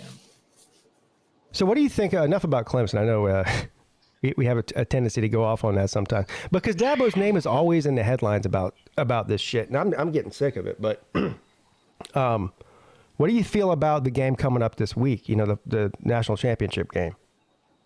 Well, I mean, my prediction is 38-20 in favor of Georgia. I like TCU, one of my favorite non-Clemson teams. 20 years ago, when I was in high school, we lived in Dallas for about half a year for my father's work. And we went to some TCU games, and they were back in the Conference USA back then, playing North Texas and all these Southern Miss. And it's really cool to see the progression that they've made, you know, like more than almost any other program. Like, they've gone from being like a nothing to fucking hell. Like, they're really good. And I hope that they give them a good game. And I really hope they win, obviously. Fuck Georgia. Sorry, Vic, but you know how I feel. But, you know, I don't think they're going to win. But holy shit, if they do, what a great story, right? Yeah, that's kind of the wavelength I'm on. I mean, no pun intended, I don't have a dog in this fight. And, you know, if I've got no frog in this fight. Yeah, I mean, if my team's not in it, I tend to root for the underdog. I mean, you know, Lou and a lot of others have said the same thing. Yeah, yeah. You know what? And TCU's a good story. Yeah. Sure, let them go for it. Go TCU. What the hell? Hell yeah. Slim, you know why you root for the underdog when your team's not in it? Because you have a soul. Well, I mean, that's also a time when Miami was the underdog. I mean, before the late 70s, Miami was that punching bag that got beat up by everybody. Motherfucker, Miami was not shit. Motherfucker, we're the same age. You weren't alive in the late 70s. Shut the hell up. Well, I know that, but I still know my team's history. Right. Yeah, I respect that. What I'm saying is like, okay, like I know I agree with you, right? If my team's not in it, I root for the underdog, no question. Yeah. I'm gonna fucking root for Georgia. Disgusting. I mean, I got nothing against Georgia. Plus, I mean, if you just look, I mean, this is what people are always complaining about, right? Is they want to see some new blood in there. They want to see a team that they haven't seen before. It's always the same teams every year, always in the playoffs. It's Alabama, Clemson, Ohio State, Georgia, and you could throw a couple other ones in there. So finally we have a team that's a true Cinderella story that nobody, unless they're just a complete and total liar, thought that they would be in this position come to the end of the year. So of course Georgia's coming off a national championship win. So if you're not a Georgia fan, you kind of like, okay, yeah. Three things. First, I'm sure there's some insane TCU homer who's like fucking, basically like the new prophet, and good on that guy, right? Unless your name's Nostradamus, I don't believe that you predicted TCU. Yeah, there's not a single TCU fan that thought they were going to be playing for a natty this year. Not one. There's one insane guy. Oh yeah, one insane guy who says it every year. It is always wrong. Yeah, finally, yeah. Except for now, right? Right. Well, but like I think the other thing is, and I've talked about this before many times. I am against playoff expansion. Now it's that ship has sailed. They're doing it. I think this is the perfect example of why we don't need playoff expansion. Why do we need 3 and 4 loss SEC and Big Ten teams in the college football playoff? Right? Like we've got new blood. We had Cincinnati in the playoff last year. We've got TCU in the national championship game. Why do we need to expand the playoff to include fucking 8 and 4 Florida next year, who loses to all their rivals, but stumbles their way to a couple wins over Vanderbilt and Missouri, and then gets in the playoff at number 12. Fuck that shit. I hate playoff expansion. I think it's stupid.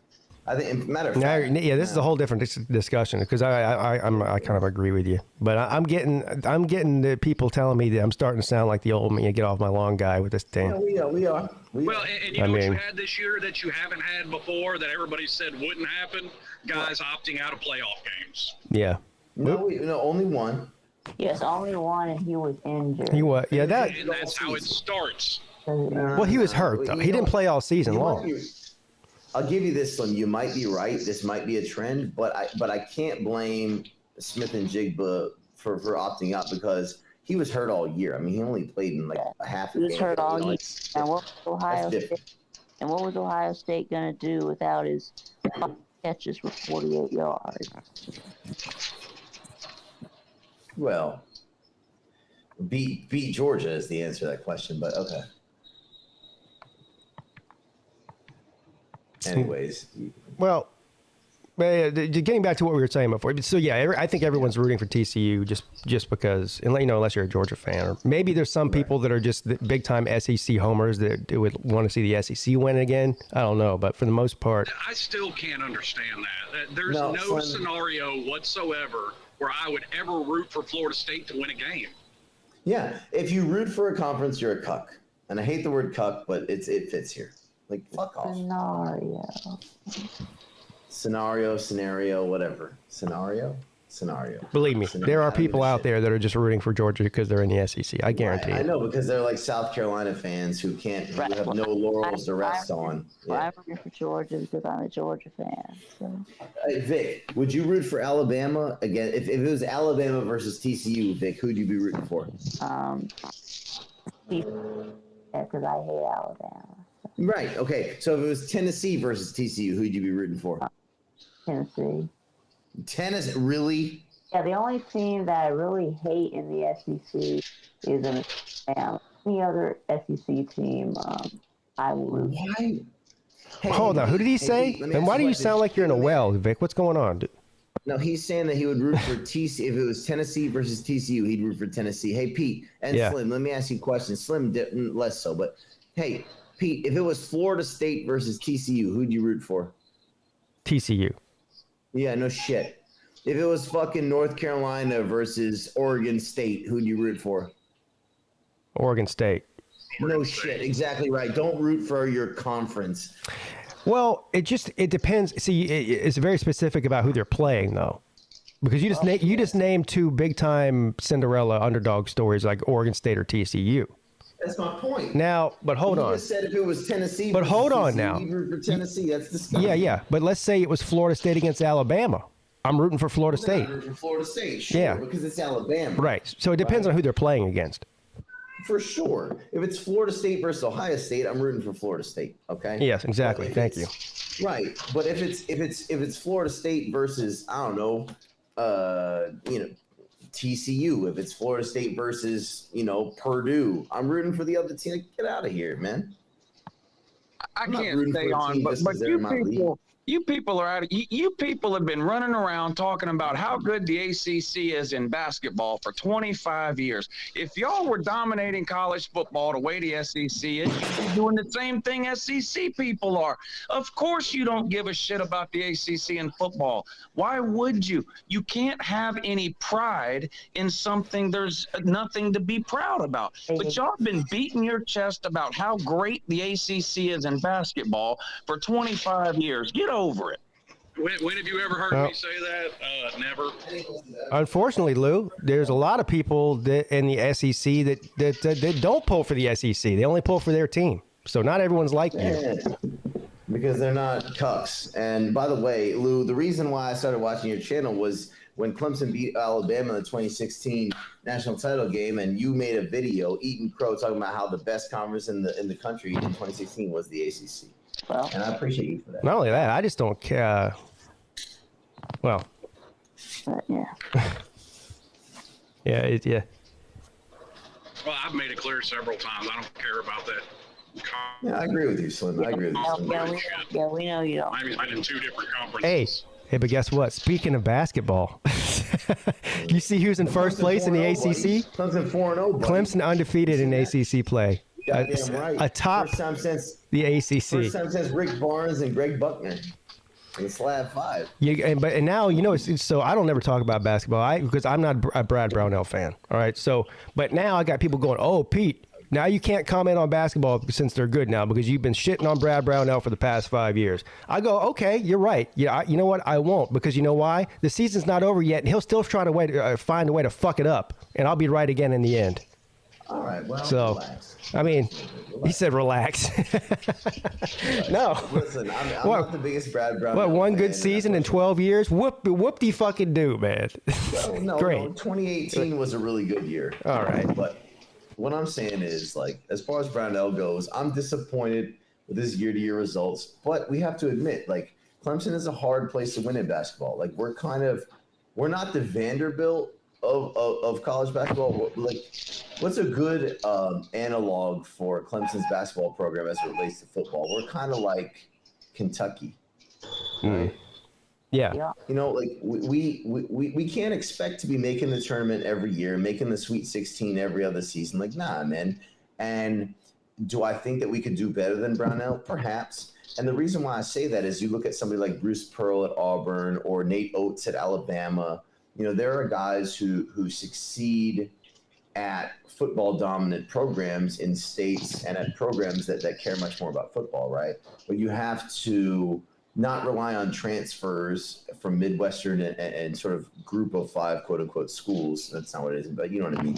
But like you have to have a gimmick, or not a gimmick, but like a special system, something that attracts recruits, right? So Nate wants to come in. He says he's on his lunch break.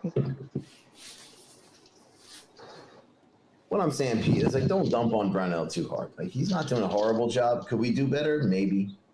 But let's see how the season plays out. Yeah, look. Our face later. All right. I hope that Clemson wins the ACC, goes to the tournament, wins a national championship, and then they build a statue of Brad Brownell. Like that's all. That ultimately, that's great. But when you compare what's going on with the athletic department at Clemson, every other sport is on an upward trajectory. It has been. And some of them are on a very sharp upward trajectory. It just seems like basketball is that only one that just kind of meddles around in mediocrity year after year after year after year. I mean, I'm a big, huge Clemson basketball fan, and I have been for a really long time, right? And so, like, I pay a lot of attention. I watch every game, and I have for 20-some years, right?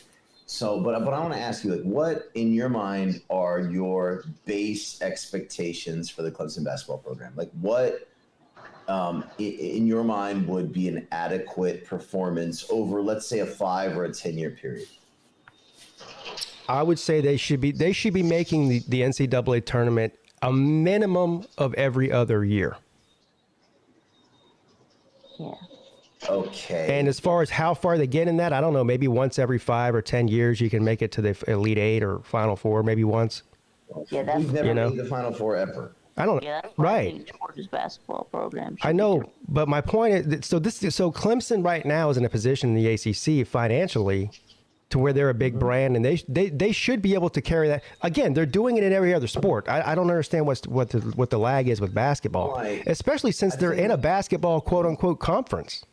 Well, I think there's a couple issues at hand. First of all, the ACC actually is struggling in basketball. You know, I hate to admit that Lou is right, but he actually is, and that the ACC is struggling a bit in basketball. Although that's forget that. But what I'm saying is, like, basketball is an urban sport. Like, your top recruits in basketball are not going to be necessarily attracted to come to a place like Clemson, right? So Well, I actually disagree that the ACC is struggling in basketball this year because, yes, North Carolina's not playing like everybody thought they would.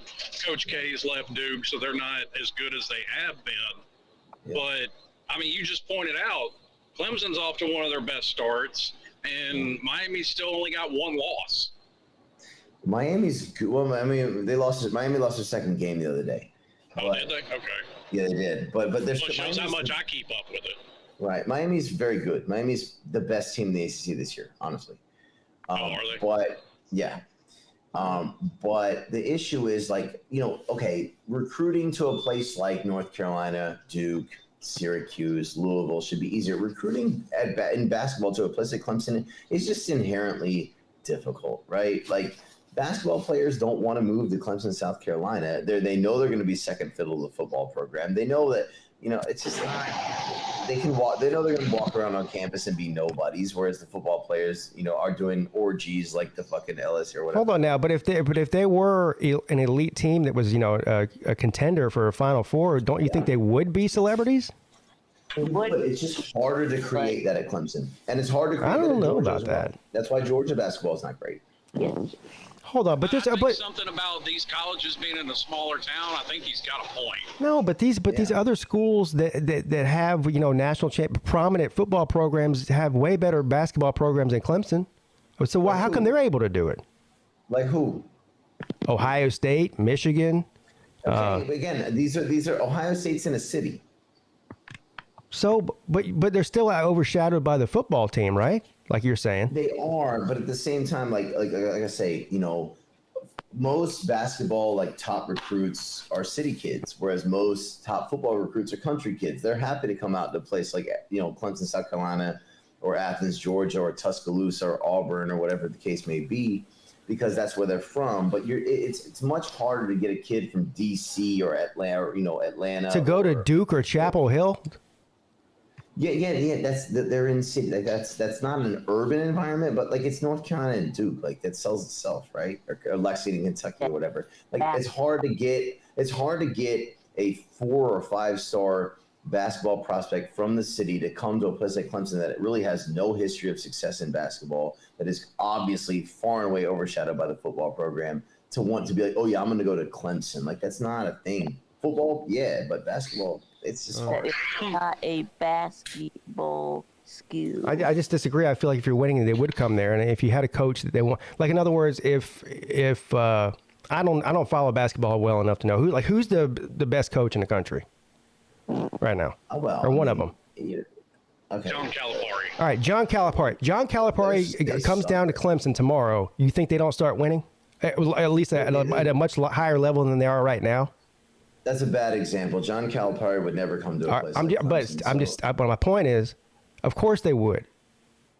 Right. Right. So what we need to do is, I think they're the two guys I brought up earlier are the best examples, which are the two Alabama schools. We've got Alabama and Auburn, both of whom are fairly successful in basketball right now.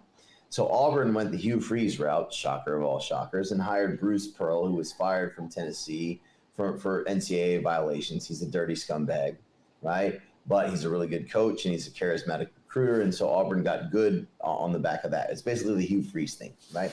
And then you've got a guy like Nate Oates, who's the basketball coach at Alabama. Alabama's a top 10 team in basketball right now, which is insane but true. And it's because he runs a different system, a lot of threes, a wide open offense, sort of a different scheme from the other teams in the SEC and in the country. And so he attracts players not because of Tuscaloosa, Alabama, but because he's a guy who will showcase your abilities in a special way. You understand what I mean? Like a Mike Leach. He's sort of like the Mike Leach, RIP, the Mike Leach of basketball coaches. The guy at Alabama is. And so they're getting a lot of good recruits, right? Yeah. It's just, you know what you said? It just reminds me of we've just like a lot of what you're saying is, Clemson should just accept the fact that they're not a basketball school and be happy with mediocrity and Brad Brownell. It reminds me a lot of what people were talking about with Bowden. When Bowden was the head coach at Clemson, they go, well, yeah, you're not the best even in your own conference, or you're not a top 10 program, but you're going to a bowl game every year. When's the last time we missed It's been 20 years since we missed a bowl game. So then it's like, then you start accepting, like, that's the standard now, right? Is that to make a bowl game? No, fuck that. Yeah. That shouldn't be the standard. And so I feel the same way about the basketball program. Well, let's say me and my roommate used to joke about when Bowden was the coach when we were students at Clemson, the stability we have as a program, which we always thought was bullshit. But there's a difference between Clemson's football program and the resources behind it and the potential behind it and the basketball program. And I'm not saying that I accept mediocrity. Again, I'm a hardcore Clemson basketball fan. I don't accept mediocrity. What I'm saying is it's much harder to build a consistent, successful winner at Clemson in the sport of basketball than it is in football, right? Like there are I don't like excuses, but there are no excuses for Clemson football not being a winner. But with basketball, like, it's a much harder situation. It's a much more different. It's like, look at Kentucky, right? It's the opposite of that, right? There's no excuse for Kentucky to not be a winner in basketball. But in football, like, it's an uphill climb, right? And I kind of feel that way. But that doesn't mean it can't be done. I mean, it kind of goes back to my point earlier about Miami football. From the 1920s when they started playing until – 76, 77, they were a punching bag. They literally, you could count the good seasons they had on one hand. So, sometimes you just got to find that right guy. Yeah, I guess what I'm saying is that, like, we need a Mike Leach, the Mike Leach analog in terms of a basketball coach, right? We need to do something different, which is what Alabama has found. We need to do something different because Clemson, in our history of putting players in the NBA, it's very thin. You know, we've got Horace Grant and we've got Dale Davis and we've got Tree Rollins, but this is like shit that nobody coming out now even knows who the fuck I'm talking about, right? So we don't have the history, we don't have the pedigree, we don't have the environment, and so we have to put something together that's special and different because North Carolina, fuck them, but North Carolina recruits themselves. Duke recruits themselves. Clemson basketball does not recruit itself. You have to put together something special and different. And either we're going to get the sort of coach that cobbles it together, and puts together the equivalent of a 7-5, 6-6 record, right? Or we're going to have to do something outside the box. And at the end of the day, if I'm an Oregon State football fan, that's kind of what we are in basketball, right? Like, they fucking won 10 games this year. Like, that's a good season, and that's kind of how we are in basketball. We're not making the Final Four and we're not winning the national championship. Yeah, we might pull one out of our ass, and I would fucking piss my pants if we did. But at the same time, the expectations for Clemson in basketball are different, and they have to be. And that's mandated by who we are as a program. I mean, shit, dude. In the 9-team ACC back in the fucking 90s, like, we were number 8 or 9 like every year. And so I don't know. Like, I have expectations, but they're not unreasonable. Well, and I think at one time Miami was in a very similar boat when it came to basketball before Jim Larnaga got there. For sure. The farthest they had ever made it was the Sweet 16, and they would make the NCAA tournament every 3, 4, maybe 5 years. Yeah. They would make the NIT, but that was the majority of seasons. So, but they brought in Jim Larnaga, and he come in, won the ACC for the first time. He did. Took him to the tournament. Took took them farther in the tournament than they've ever been this past season, made it to the Elite Eight. Did. So it can be done. Yeah. And like I said, I'm not beholden to Brad Brownell. You know what I mean? Like, if we need to make a change, we can make a change. But like right now, I mean, look, I mean, we're 12-3, we're 4-0 in the ACC. Did we lose a couple games we shouldn't have? Yeah, but like, I don't know, like shit. I mean, if we make the tournament this year, we make the Sweet 16. I feel good. Hey, don't worry. If he makes the tournament this year and does well this year, he'll be there for the next 20. So he probably, all the Brad Brownell people that love him, he'll be around for a long time. Again, I don't love him, man, but like, I like him. I don't love him, but I don't like what that doesn't work. Whatever. I still love you, but I don't like you, bro. The opposite of that. Right? I still like him, but I don't love him, bro. This is what I'm trying to say. All right, got you. Well, we'll see. Man, the one day we talk about basketball, Luke's not here. What a shame. Ain't it though? Well, he probably doesn't want to be because North Carolina ain't looking so hot. Well, I think he's probably back Pete, in class. What's up, man? Pete, do you watch the baseball team? Sort of like I do with basketball, if casually. It's not appointment TV for me, but if the game's on and I got nothing going on, I'll watch it. And yeah, casually. Man, I'm a huge fan of the baseball team. I think because my freshman year we were #1, made it to the College World Series. I went out to Omaha. I followed them out to Omaha.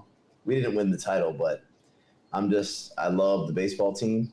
So, we fired our coach this past season and we hired the Michigan coach. Yeah. And apparently he's done amazing on the recruiting trail, and he's went out and got a bunch of speed and some good pitchers. Yeah. And I'm hearing good things about the guy, but they hadn't started the season yet. So it's Clemson baseball is much more like football is. Yeah. To where we are a program with inherent advantages that we're sort of like Clemson baseball right now is like Clemson football in the late 90s or the early aughts, to where we should be better. We have all these resources. We're a sleeping giant in baseball, right? Gotcha. And I'm hoping that this guy is the Dabo of Clemson baseball. Is what I'm trying to say. Yeah, I'm hearing some. There's a lot of expectations from this team. I'm excited. The ACC is a good league in baseball too. Has been for a while. No shit. Really good. Yeah, absolutely, man. Absolutely. If you've never, Pete, by the way, if you've never been to Omaha for the College World Series, the next time Clemson makes it, go. It's fucking awesome. Yeah, I wonder if Nate's been to Omaha during the College World Series. I think he has. I think he has. Let's ask him. He's right here. Nate, have you ever been to Omaha for the College World Series? I know you live in Nebraska, so I'm sure you probably have. Every time. Oh, you go every year. What the hell else you got to do? I live in Omaha, so yeah. That's a good point. Volusia, he says, what else you got to do? It's Nebraska. Yeah, okay. These people now, and not you guys. But every time. Get him, Nate. I got to razz you, man. I got to razz you and give you shit. Get him, Nate. I know. But every time that people said, oh, it's Nebraska, there's nothing to do. Yeah, ain't nothing there but corn, right? And don't you have some big-ass mall that's like the size of a city? Hey, Nate, tell them there ain't shit in Tuscaloosa, Alabama either. There ain't shit in Athens, Georgia. There ain't shit in a lot of these schools out in the middle of nowhere. To be fair, there's Slim not a whole lot is of South Carolina either. Slim is basically the same for me. There's nothing in Athens but football. There's nothing in Clemson but football at University. And yeah, you can talk shit all you want about Nebraska, but it's still a state. And you still It's still a state. Well, there is that. Huh? There is that. It is a state. You're right. You gotta respect it. Like it's like gotta respect part it. of the states. Like Nate, I don't have to respect it at all. And so, by the way, Athens, Georgia, and again, I hate UGA, but Athens, Georgia is actually kind of fun. I've been to some good shows. Been to some good concerts in Athens. Athens is all right. Yeah, I wasn't not for the Josh Chuck. I was just giving you guys crap, but I'm returning it. But yes, Omaha is a really. It's kind of like a Chicago Junior, basically. But it's nothing like Chicago, but it's like Chicago Junior because it's basically a smaller city than Chicago, but it's like it's so hopefully not as many shootings as there are in Chicago. Well, Omaha is to Chicago as like the Congo is to France. Like, what the fuck are you talking about, dude? Come on. Right. Yeah, so I've been to Omaha, so that I could say that I've been to Nebraska. Yes, this was when. Yeah, you don't have to go west of Nebraska because there's basically nothing there. Me and my family. Except for Lincoln. We were driving out to Yellowstone. Oh, and we amazing Lincoln. Went into Nebraska while driving. Now, if you want to go, it was a mistake, right, Vic? It was a mistake. Now, if you want, Vic, if you want to travel to Nebraska, there's actually a way you can do 2 states at once. A crop duster. You get on a crop duster, and then you can get into 2 states. Well, you can do all the states you want if you have a car. You just drive around. No. Yeah. Let me explain. There's a bridge called the Bob Carey Bridge, right? Bob Carey Bridge. Yeah, the Bob Carey Bridge.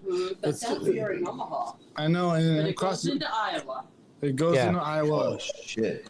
That's just like. Let me book my tickets now. Holy shit! So what? So it's like Iowa. So you can have 1 foot in Nebraska, 1 foot in Iowa. That's just like the Pat Tillman Bridge that connects Nevada and Arizona over the Hoover Dam. Basically, holy shit! You well, you got the same thing in Memphis with the bridge that crosses Mississippi. Wait. So you mean to tell me I can have 1 foot in Nebraska and actually I've done this. 1 foot in Nebraska and 1 foot in Iowa? Yes. Holy fuck. Let me fly back to America right now. Oh my god! Like, holy shit! I'm sure. I mean, if I was gonna, no offense, but Some of if I your was gonna bucket do list. that, I'd go out west to the Four Corners and do that. Yeah, you could.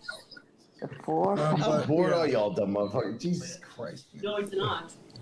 But yeah, 25th time. Bless your hearts, man. God damn. Come on. If they want him in there, they would already put him in.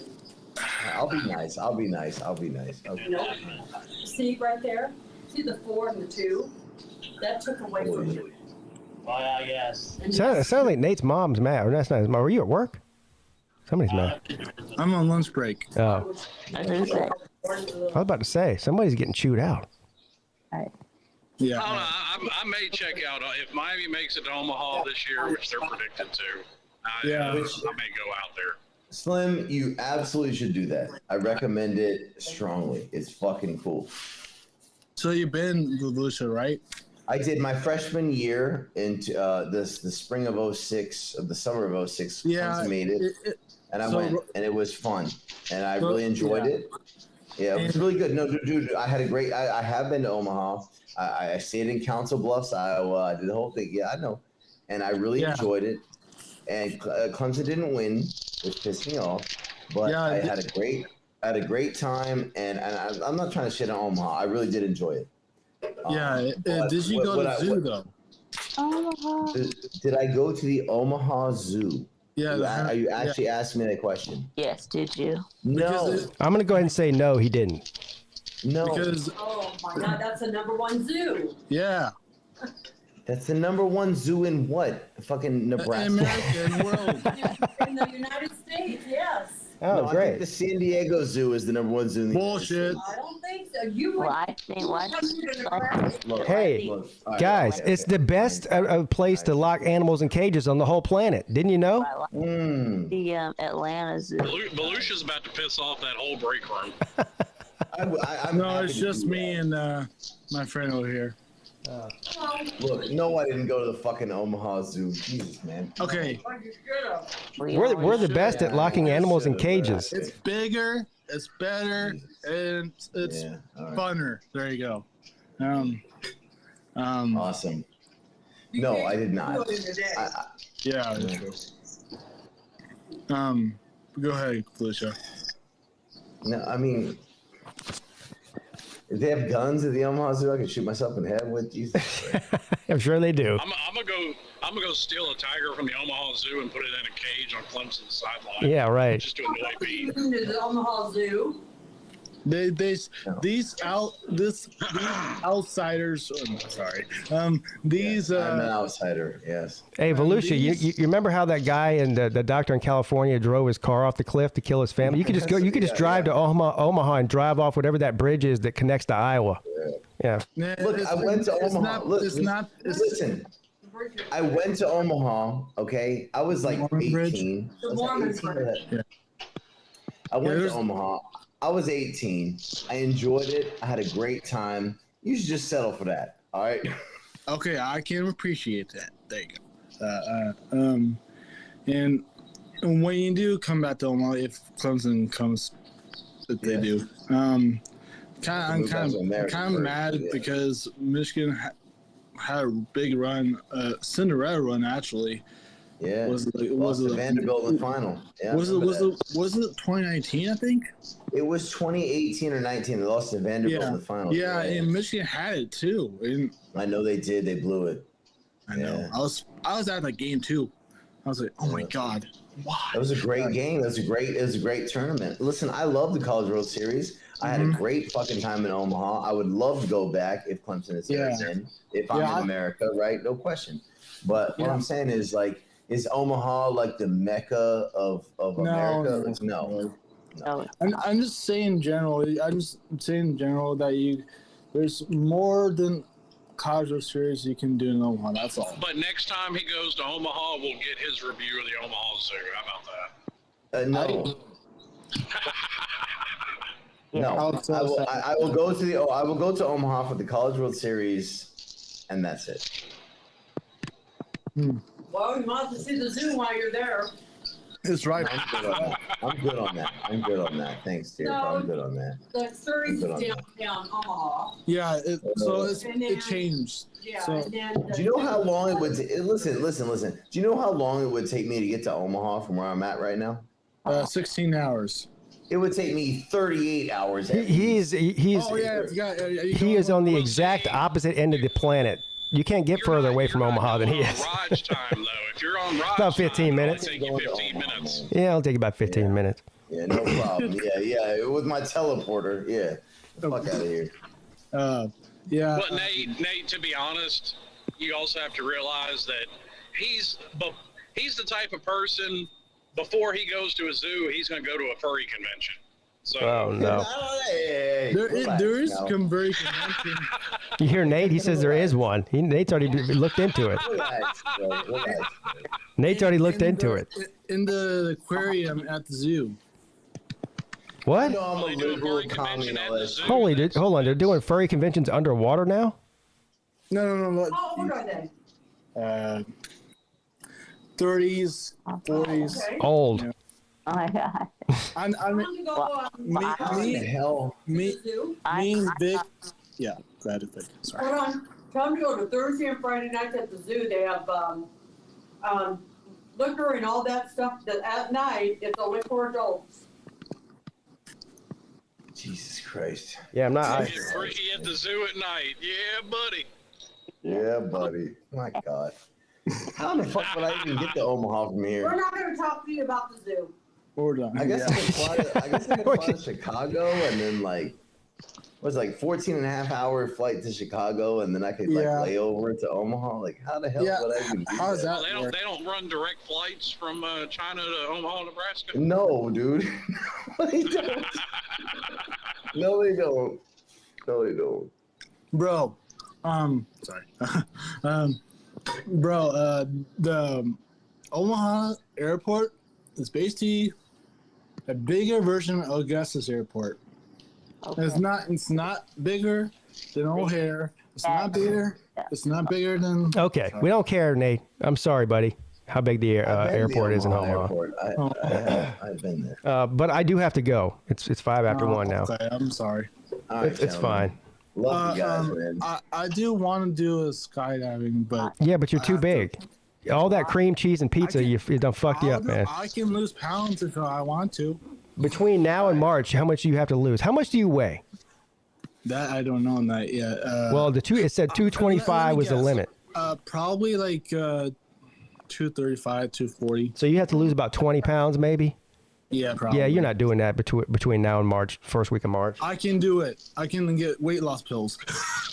No, don't kill yourself, dude. No, don't do that. That's just unhealthy. Don't do that. You're a fucking healthy, virile, young dude, man. Yeah. Don't. Yeah. Yeah, I'm still single, so yeah. But for now, that's a temporary condition. Yeah. All right, how good? All right, see you later, Nate. Have fun at work. Pete. Yeah. I wanted to, before we go, since we did the trivia thing on Lou's thing. Yeah. I wanted to see if you got time, if you got like 10 minutes or something like that. How much do y'all know about the last two national champions in college football? Are you talking about doing this right? Are you talking about doing this right now? Yeah. Yeah. No, I got to go. Okay, we'll do it another time then. Yeah. All right, cool. Yeah. All right, guys. I appreciate you, all of you. Big Tube, Slim. Cheers, Pete, Slim, Vic. Love you guys. Volusia. Cheers, gentlemen. Yeah, we appreciate you too. Yeah. Yeah. All right, gentlemen. Have a good day. Go. Yeah. There you have it. Another successful midday show in the books. I appreciate all of you. I will be back tonight at 10 p.m. for the live call-in show. That'll be a lot of fun. I guess that's it, everyone. I appreciate all the people that stopped in.